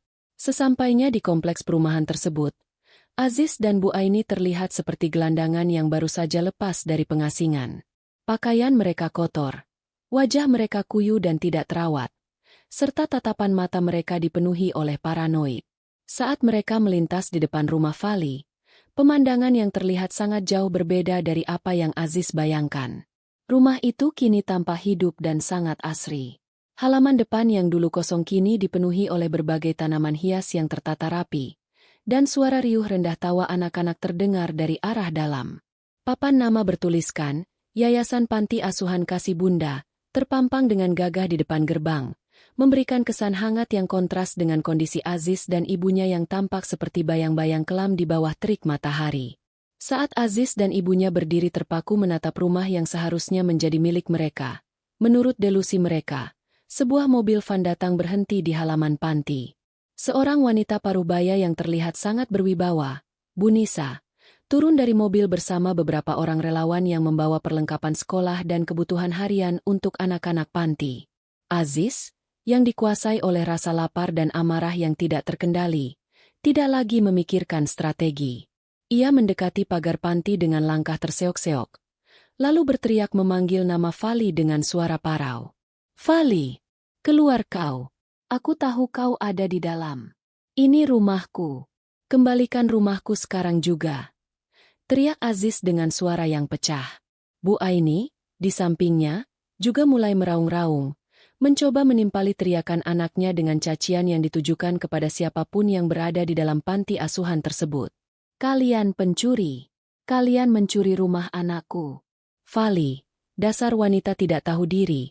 Keluar kau sekarang sebelum aku hancurkan tempat ini." Bu Nisa, yang sudah terbiasa menghadapi berbagai situasi di lapangan, tidak sedikit pun terlihat terintimidasi. Ia mendekati pagar dengan tenang, ditemani oleh dua orang relawan yang berdiri cukup tegas di belakangnya. Ia menatap Aziz dan Bu Aini dengan pandangan yang memadukan antara iba dan ketegasan. Ia sudah mendapatkan pengarahan lengkap dari Pak Surya mengenai sejarah rumah ini dan ancaman yang mungkin timbul dari pihak mantan suami Fali. Dengan nada suara yang tenang namun memiliki otoritas yang tidak bisa dibantah, Bu Nisa angkat bicara. "Maaf, Tuan dan Ibu. Tempat ini adalah properti yayasan yang sah secara hukum. Jika Anda memiliki masalah pribadi dengan pemilik sebelumnya, silakan diselesaikan melalui jalur hukum yang benar, bukan dengan cara membuat kegaduhan di tempat yang dihuni oleh anak-anak," ucap Bu Nisa. Aziz tidak mendengarkan. Ia justru mencoba mengguncang-guncang gerbang panti asuhan dengan keras, berteriak bahwa ia adalah pemilik sah rumah tersebut. Situasi yang tadinya tenang di sekitar panti mendadak menjadi perhatian para tetangga. Beberapa orang mulai keluar dari rumah mereka, merekam kejadian tersebut dengan ponsel, dan segera menghubungi pihak keamanan perumahan. Aziz tidak menyadari bahwa perilakunya justru sedang direkam oleh banyak orang dan akan menjadi bukti kuat untuk tindakan perusakan properti dan ancaman ketertiban umum. Bu Aini, yang kini sudah benar-benar kehilangan kontrol, bahkan mencoba memanjat gerbang, sebuah tindakan yang sangat memalukan dan berbahaya bagi wanita seumurannya. Anak-anak panti di dalam rumah mulai merasa ketakutan. Beberapa di antaranya menangis memeluk pengasuh mereka. Hal ini membuat amarah Bu Nisa memuncak. Ia tidak akan membiarkan anak-anak asuhnya terganggu oleh dua orang dewasa yang telah kehilangan arah hidup ini. "Keamanan. Tolong bantu kami di sini," seru salah seorang relawan. Dalam hitungan menit, petugas keamanan perumahan datang dengan seragam lengkap, diikuti oleh seorang aparat desa yang juga sempat dihubungi oleh pihak yayasan. Aziz, yang melihat kehadiran aparat, sempat terdiam sesaat. Namun rasa putus asanya membuatnya kembali melawan. Ia mencoba memukul salah satu petugas keamanan yang mencoba memegang lengannya. Tentu saja, tindakan bodoh itu berakhir dengan Aziz yang langsung diringkus ke tanah dengan teknik pengamanan yang sigap. Bu Aini menjerit histeris melihat anaknya ditindih ke aspal. Ia mencoba menyerang petugas. Namun dengan cepat ia pun diamankan. Adegan itu menjadi sangat memalukan. Aziz dan ibunya kini menjadi tontonan publik yang memalukan. Sesuatu yang dulunya sangat mereka hindari dan anggap sebagai aib. Sekarang, aib itu justru mereka ciptakan sendiri. Aparat desa yang hadir di sana mengenal betul bahwa orang-orang ini bukanlah penghuni sah perumahan tersebut dan sudah sering membuat masalah sejak hari pengusiran yang pertama. Kami sudah memiliki laporan mengenai gangguan ketertiban yang Anda lakukan sebelumnya, ujar aparat desa dengan nada dingin. Dan hari ini, Anda melakukan percobaan perusakan properti serta melakukan kekerasan terhadap petugas. Kami akan membawa kalian ke kantor polisi untuk diproses secara hukum. Aziz, dengan wajah yang masih tertempel di aspal, mencoba berteriak bahwa ia tidak bersalah, bahwa ia adalah korban, namun suaranya tenggelam oleh sorakan dan tatapan menghina dari warga sekitar yang merasa terganggu oleh keberadaan mereka. Saat Aziz dan Bu Aini dimasukkan ke dalam mobil patroli, Aziz sempat menoleh ke arah jendela panti asuhan. Ia berharap melihat Fali di sana, berharap Fali akan keluar dan merasa iba, atau setidaknya merasakan kepuasan melihat penderitaannya. Namun, jendela itu tertutup rapat. Tidak ada bayangan Fali di sana. Fali memang tidak ada di sana. Fali sudah melupakan mereka sepenuhnya. Tidak ada drama pengampunan. Tidak ada konfrontasi klimaks di mana Fali harus muncul untuk memenangkan pertarungan. Bagi Fali, mereka hanyalah bagian dari masa lalu yang sudah ia kubur dalam-dalam. Melihat bahwa tidak ada perhatian yang ia dapatkan dari Fali, Aziz akhirnya tersungkur lemas di lantai mobil patroli. Ia menyadari sepenuhnya bahwa ia telah kalah. Bukan kalah melawan hukum, bukan kalah melawan Fali, melainkan kalah melawan kebodohannya sendiri. Setiap langkah yang ia ambil setelah kepergian Fali hanyalah langkah menuju kehancuran yang lebih dalam. Sekarang, dengan catatan kepolisian yang akan ia miliki, ditambah dengan utang-utang yang menumpuk, Aziz tahu bahwa masa depannya sudah tamat. Ia tidak lagi memiliki apa-apa. Bahkan martabatnya sebagai manusia pun sudah habis. Bu Aini, yang duduk di sampingnya, sudah tidak lagi menjerit. Ia hanya terdiam dengan mata yang menatap kosong ke lantai mobil. Ia mulai menyadari bahwa putra kesayangannya, yang selama ini ia banggakan, hanyalah seorang pria lemah yang tidak mampu bertanggung jawab atas hidupnya sendiri. Harapan-harapan besar yang ia bangun untuk masa tuanya telah musnah. Ia kini menyadari bahwa dialah yang membesarkan monster yang pada akhirnya menghancurkan hidup mereka berdua. Mereka berdua terdiam, terikat oleh borgol dan oleh kenyataan pahit yang kini menjadi satu-satunya pendamping hidup mereka. Perjalanan menuju kantor polisi terasa sangat panjang bagi mereka. Di luar mobil, dunia tetap berjalan normal. Anak-anak di panti asuhan sudah kembali bermain, tetangga-tetangga sudah kembali masuk rumah mereka, dan matahari tetap bersinar seolah-olah tidak ada tragedi yang baru saja terjadi. Dunia tidak peduli pada keruntuhan dua orang yang keserakahannya telah memakan diri mereka sendiri. Bagi Fali, yang saat itu sedang duduk tenang di balkon apartemennya sambil menikmati secangkir teh, berita tentang insiden di panti asuhan hanyalah sebuah notifikasi di ponselnya yang ia baca sekilas lalu ia hapus tanpa perasaan apapun. Tidak ada kesenangan, tidak ada kebencian, hanya sebuah konfirmasi bahwa kehidupan memang memiliki jalannya sendiri untuk mengembalikan segalanya kepada yang berhak. Fali menutup ponselnya, menarik napas lega, dan melanjutkan pekerjaannya dengan senyum yang jauh lebih tulus daripada yang pernah ia miliki sebelumnya. Ia telah memenangkan hidupnya kembali, dan itulah kemenangan yang sesungguhnya. Proses hukum berjalan dengan tempo yang sangat cepat, seolah alam semesta pun setuju bahwa kebohongan Aziz dan keserakahan Bu Aini sudah cukup lama membebani dunia. Di ruang interogasi kantor polisi yang dingin dan kaku, Aziz tidak lagi memiliki sisa keberanian untuk menyangkal apapun. Bukti-bukti yang dikumpulkan oleh Pak Surya, pengacara andalan Fali, sangatlah telak. Mulai dari rekaman percakapan ancaman, bukti penjualan rumah lama Bu Aini tanpa izin, hingga laporan kekerasan terhadap petugas keamanan di panti asuhan. Semuanya tersusun rapi dalam sebuah berkas tebal. Aziz hanyalah seorang pria yang terpojok, kehabisan napas oleh beban kesalahannya sendiri, sementara Bu Aini di ruangan lain terus-menerus meracau tentang ketidakadilan yang menimpanya, tanpa menyadari bahwa dunianya memang sedang diruntuhkan oleh perbuatannya sendiri. Pak Surya hadir di kantor polisi sebagai pendamping saksi bagi pihak yayasan panti asuhan. Ia tidak ingin memberikan celah sedikit pun bagi Aziz untuk melakukan negosiasi atau upaya banding yang tidak mendasar. Ketika Aziz dipanggil masuk ke ruang pemeriksaan dengan borgol melingkari pergelangan tangannya, pria itu tampak seperti sosok yang telah menua 10 tahun dalam semalam. Matanya redup, kulitnya kusam, dan getaran di tangannya tidak lagi bisa disembunyikan. Ia menatap Pak Surya dengan sorot mata memohon, berharap ada secercah belas kasihan yang bisa ia dapatkan untuk meringankan hukumannya. Namun, Pak Surya hanya menatapnya dengan pandangan profesional yang tajam, tanpa emosi, karena ia tahu bahwa keadilan bagi Fali adalah prioritas utamanya. Aziz, kamu harus menyadari bahwa tindakanmu telah melewati batas-batas hukum dan moral, ujar Pak Surya dengan nada yang datar namun menghujam. Rumah itu bukan milikmu. Dan tindakanmu menjual rumah ibumu sendiri adalah sebuah pengkhianatan dalam keluarga yang bahkan tidak bisa dibenarkan oleh aturan apapun. Fali tidak lagi ingin berurusan denganmu secara pribadi. Semua proses ini akan berjalan sesuai dengan koridor hukum yang berlaku. Jika kamu ingin diringankan, satu-satunya cara adalah mengakui semua perbuatanmu secara jujur di depan penyidik.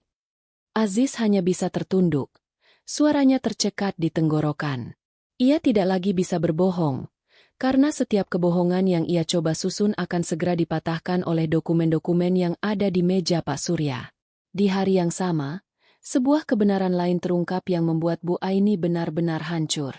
Pihak penyidik menyampaikan bahwa rumah lama milik Bu Aini yang dijual oleh Aziz ternyata telah pindah tangan melalui skema yang ilegal. Pembeli rumah tersebut adalah seorang spekulan tanah yang juga sedang diincar oleh pihak berwajib, karena keterlibatannya dalam sindikat pencucian uang. Secara hukum, rumah tersebut kini disita oleh negara sebagai bagian dari barang bukti tindak pidana. Mendengar kabar tersebut, Bu Aini berteriak histeris di dalam ruang pemeriksaan, menyebut-nyebut nama anaknya dengan sumpah serapah yang sangat kejam. Ia tidak lagi melihat Aziz sebagai putra kesayangannya, melainkan sebagai biang kerok dari segala kemalangannya. Hubungan antara ibu dan anak yang dulu tampak begitu erat dalam keserakahan, kini hancur lebur di bawah tekanan hukum dan kenyataan pahit. Fali, dari kejauhan, mendapatkan laporan rutin dari Pak Surya mengenai perkembangan kasus tersebut. Ia duduk di ruang kerjanya yang kini menjadi pusat kendali bisnis roti daringnya yang sedang berkembang pesat. Saat mendengar bahwa Aziz dan Bu Aini sudah berada dalam pengawasan hukum yang ketat dan tidak akan bisa lagi mengganggu hidupnya, Fali tidak merasa perlu merayakannya dengan berpesta atau mengejek mereka. Ia hanya menghela napas panjang, sebuah tarikan napas yang sangat dalam, seolah-olah beban terakhir yang tersisa di bahunya akhirnya luruh. Ia kemudian mengirimkan sebuah pesan singkat kepada Pak Surya. Saya tidak menuntut pembalasan lebih dari apa yang mereka terima hari ini. Biarkan hukum yang bekerja. Saya hanya ingin memastikan bahwa mereka tidak akan pernah lagi memiliki akses untuk menghubungi saya atau mengganggu anak-anak di panti asuhan. Di panti asuhan sendiri, kehidupan justru berputar ke arah yang lebih cerah setelah insiden itu. Bu Nisa, pengurus panti, mengadakan sebuah acara syukuran kecil-kecilan. Anak-anak panti tampak begitu bahagia. Bagi mereka, rumah itu adalah sebuah berkah. Sebuah pelabuhan yang aman setelah melalui masa-masa sulit dalam hidup mereka. Mereka tidak tahu betapa rumitnya sejarah kepemilikan bangunan itu. Mereka hanya tahu bahwa sekarang mereka punya tempat untuk bernaung, belajar, dan tumbuh. Fali, melalui perantara Pak Surya, diam-diam sering mengirimkan donasi berupa buku-buku pelajaran dan peralatan sekolah untuk anak-anak tersebut. Namun ia selalu meminta agar namanya tidak disebut sebagai pemberi bantuan. Ia ingin tindakannya murni sebagai bentuk kasih sayang, bukan untuk mencari pengakuan. Sementara itu, proses persidangan bagi Aziz segera dimulai. Ia dijerat dengan pasal berlapis, termasuk penipuan, penggelapan aset keluarga, dan perusakan properti orang lain.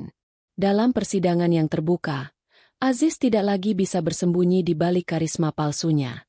Ia berdiri di kursi pesakitan, melihat orang-orang yang dulunya ia pameri dengan kesombongan, kini menatapnya dengan tatapan jijik dan iba. Tidak ada lagi yang membela Aziz. Teman-teman warung kopinya yang dulu sering meminjam uang darinya, kini justru menjadi saksi yang memberatkan, menceritakan bagaimana Aziz seringkali menyombongkan diri tentang harta milik orang lain. Bu Aini juga dipanggil sebagai saksi, namun di persidangan ia justru terus-menerus menyalahkan Aziz. Adegan itu menjadi perdebatan yang sangat memuakkan bagi para hadirin di ruang sidang. Hakim berulang kali harus mengetuk palu untuk menertibkan suasana. Fali sempat hadir sekali di persidangan atas permintaan pihak pengadilan, hanya untuk memberikan konfirmasi akhir mengenai status kepemilikan rumah tersebut. Saat ia berjalan masuk ruang sidang, Aziz menatapnya dengan mata yang berkaca-kaca, berharap Fali akan memberikan satu tatapan iba. Namun, Fali hanya menatap lurus ke arah hakim, memberikan kesaksian dengan tenang dan tegas, lalu berbalik keluar tanpa sekalipun menoleh ke arah suaminya. Bagi Fali, Aziz hanyalah sebuah bagian dari bab buku yang sudah selesai ia baca dan tutup. Setelah memberikan kesaksian, Fali langsung pergi meninggalkan area pengadilan. Ia tidak peduli pada hasil putusan hakim yang akan dibacakan beberapa hari kemudian, karena ia tahu bahwa apapun putusannya, ia sudah menang. Ia telah memenangkan masa depannya. Saat ia melangkah keluar dari gedung pengadilan, ia disambut oleh udara sore yang sejuk. Ia melihat ke arah langit, merasa bahwa dirinya kini benar-benar menjadi manusia yang merdeka. Tidak ada lagi keterikatan emosional, tidak ada lagi dendam yang membara, tidak ada lagi ketakutan akan intervensi dari pihak manapun. Di kantor polisi, Aziz akhirnya harus menerima bahwa semua perlawanannya telah berakhir. Ia dikembalikan ke dalam sel tahanan sementara sebelum dipindahkan ke lembaga pemasyarakatan. Malam itu, di dalam sel yang sempit dan pengap, Aziz duduk termenung di sudut, menatap dinding beton yang dingin. Ia teringat kembali hari-hari awal pernikahannya dengan Fali, saat Fali masih menjadi istri yang penuh perhatian, yang selalu mendukungnya bahkan saat ia tidak memiliki apa-apa. Ia teringat bagaimana Fali bekerja keras demi mimpi mereka, sementara ia sendiri sibuk dengan kesombongannya. Penyesalan itu datang, sangat terlambat, sangat menyakitkan, dan kini menjadi satu-satunya teman setianya di balik jeruji besi. Ia tahu bahwa ia tidak bisa memutar balik waktu, dan ia tahu bahwa ia telah menghancurkan satu-satunya orang yang benar-benar mencintainya di dunia ini dengan tulus. Keserakahan benar-benar telah menjadi algojo bagi hidupnya sendiri, dan malam itu menjadi titik nadir di mana ia menyadari bahwa di balik kebebasan yang kini telah hilang, ia juga telah kehilangan bagian terpenting dari kemanusiaannya sendiri. Hari penghakiman bagi Aziz akhirnya tiba di pengadilan negeri. Ruang sidang dipenuhi oleh bisik-bisik dari orang-orang yang mengikuti perkembangan kasus yang sempat menggemparkan warga perumahan tersebut. Aziz duduk di kursi pesakitan dengan seragam tahanan yang tampak kedodoran di tubuhnya yang semakin kurus. Rambutnya yang dulu selalu ditata rapi dengan minyak rambut kini tampak acak-acakan dan kusam. Di sampingnya, Bu Aini tampak jauh lebih hancur. Ia tidak lagi memaki-maki seperti hari-hari sebelumnya, melainkan hanya duduk diam dengan tatapan kosong yang menghadap ke lantai kayu ruang sidang, seolah-olah jiwanya sudah pergi jauh meninggalkan raga yang kini terkurung oleh kenyataan pahit. Hakim membacakan putusan dengan nada yang sangat tegas dan tidak memberikan ruang bagi keraguan. Aziz dijatuhi hukuman penjara yang cukup lama karena akumulasi dari tindak penipuan, penggelapan aset, dan tindakan kekerasan yang terbukti secara sah dan meyakinkan. Setiap pasal yang dibacakan hakim terdengar seperti dentuman palu yang menghujam telinga Aziz, menghancurkan sisa-sisa harapan yang mungkin masih ia simpan di sudut hatinya. Saat palu hakim diketuk sebanyak 3 kali sebagai tanda ketetapan hukum, Aziz hanya bisa menundukkan kepalanya dalam-dalam. Tidak ada air mata yang jatuh, tidak ada jeritan protes, hanya ada penerimaan mutlak terhadap konsekuensi dari pilihan hidup yang ia buat sendiri. Keserakahan, kebohongan, dan pengkhianatan yang ia tanam selama bertahun-tahun kini telah membuahkan hasil yang harus ia panen sendirian di balik jeruji besi. Sementara itu, di sebuah sudut kota yang jauh dari kebisingan pusat, Fali sedang menjalani hari-harinya dengan penuh ketenangan. Bisnis roti daringnya telah berkembang menjadi sebuah toko fisik yang cukup ramai dikunjungi pelanggan. Bau harum roti panggang yang segar setiap pagi menjadi tanda dimulainya hari yang produktif bagi Fali. Ia tidak lagi harus begadang mengerjakan pembukuan toko orang lain, tidak lagi harus menahan lapar demi menyisihkan uang, dan yang paling utama, ia tidak lagi harus merasa takut atau tertekan di dalam rumahnya sendiri. Fali telah menemukan ritme hidup yang sehat dan bahagia. Ia seringkali mengundang teman-teman lamanya untuk sekadar berbincang di toko rotinya, menikmati kesuksesan yang ia bangun dari keringatnya sendiri. Pernah suatu ketika, saat Fali sedang merapikan rak display rotinya, seorang pelanggan datang dan bertanya mengenai rahasia kesuksesannya yang sangat cepat. Fali hanya tersenyum tipis, sebuah senyuman yang kini terlihat sangat damai dan penuh kebijaksanaan. Ia tidak bercerita tentang pengkhianatan mantan suaminya atau kekejaman ibu mertuanya, karena bagi Fali, masa lalu itu sudah tidak layak lagi untuk diceritakan, apalagi dijadikan sebagai bahan untuk mendapatkan belas kasihan. Ia hanya menjawab bahwa kesuksesan itu datang dari keberanian untuk melepaskan apa yang tidak lagi layak dipertahankan dan fokus untuk menjadi versi terbaik dari diri sendiri.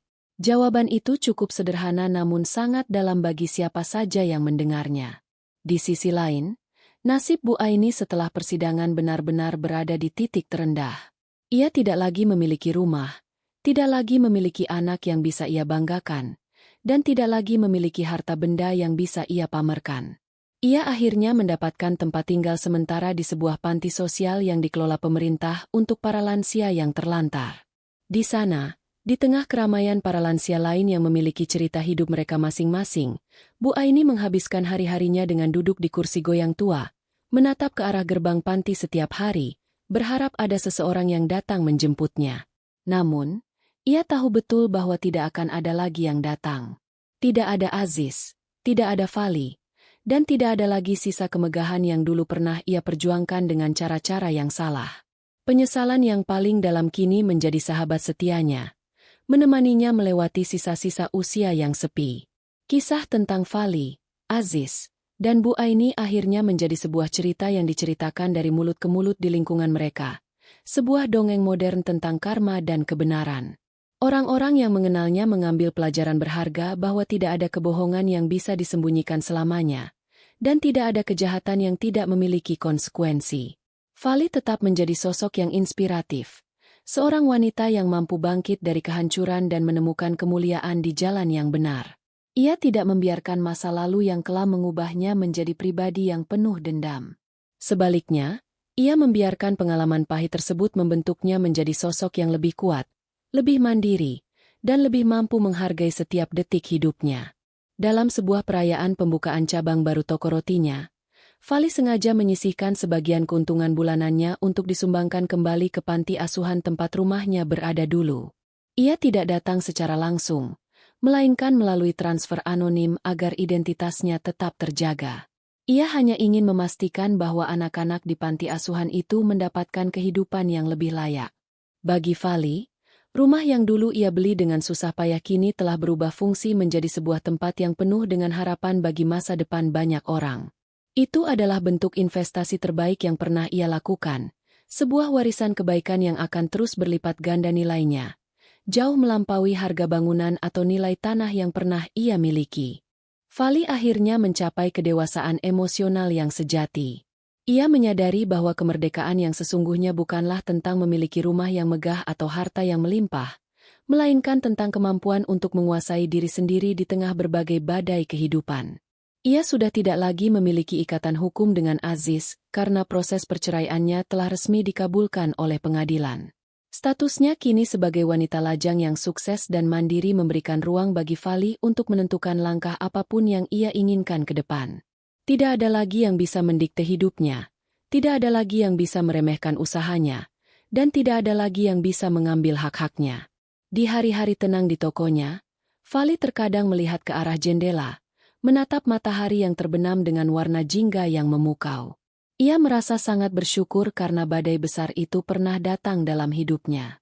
Jika badai itu tidak terjadi, mungkin ia akan tetap terjebak dalam kehidupan yang stagnan, tetap menjadi budak bagi keinginan orang lain, dan tetap menjadi wanita yang tidak pernah menemukan potensi aslinya. Badai itu, meskipun sangat menyakitkan pada masanya, adalah alat yang digunakan oleh semesta untuk memaksa Fali terbang lebih tinggi dan menemukan cakrawala baru yang jauh lebih luas. Kini, kehidupan telah menemukan keseimbangannya kembali. Orang-orang yang berusaha merampas hak orang lain telah mendapatkan hukuman mereka, sementara orang yang berjuang dengan kejujuran telah menemukan tempatnya di puncak keberhasilan. Tidak ada akhir cerita yang lebih indah daripada melihat kebenaran menang di atas segala bentuk tipu daya. Vali, dengan apron bersih yang menutupi tubuhnya, tersenyum lebar menyambut pelanggan terakhirnya hari itu. Ia tahu bahwa esok hari adalah kesempatan baru, dan selama ia tetap menjaga kejujuran dan kerja kerasnya, tidak ada lagi hal yang perlu ia takuti. Ia telah melewati segalanya, ia telah selamat, dan ia kini benar-benar telah pulang ke rumah sejatinya. Sebuah hati yang tenang, penuh rasa syukur, dan bebas dari beban masa lalu. Pesan moral: jangan pernah merampas keringat orang lain demi keserakahan pribadi, karena apa yang dibangun di atas kebohongan akan runtuh oleh kejujuran, dan karma akan selalu menemukan jalan untuk mengembalikan hak pada pemiliknya.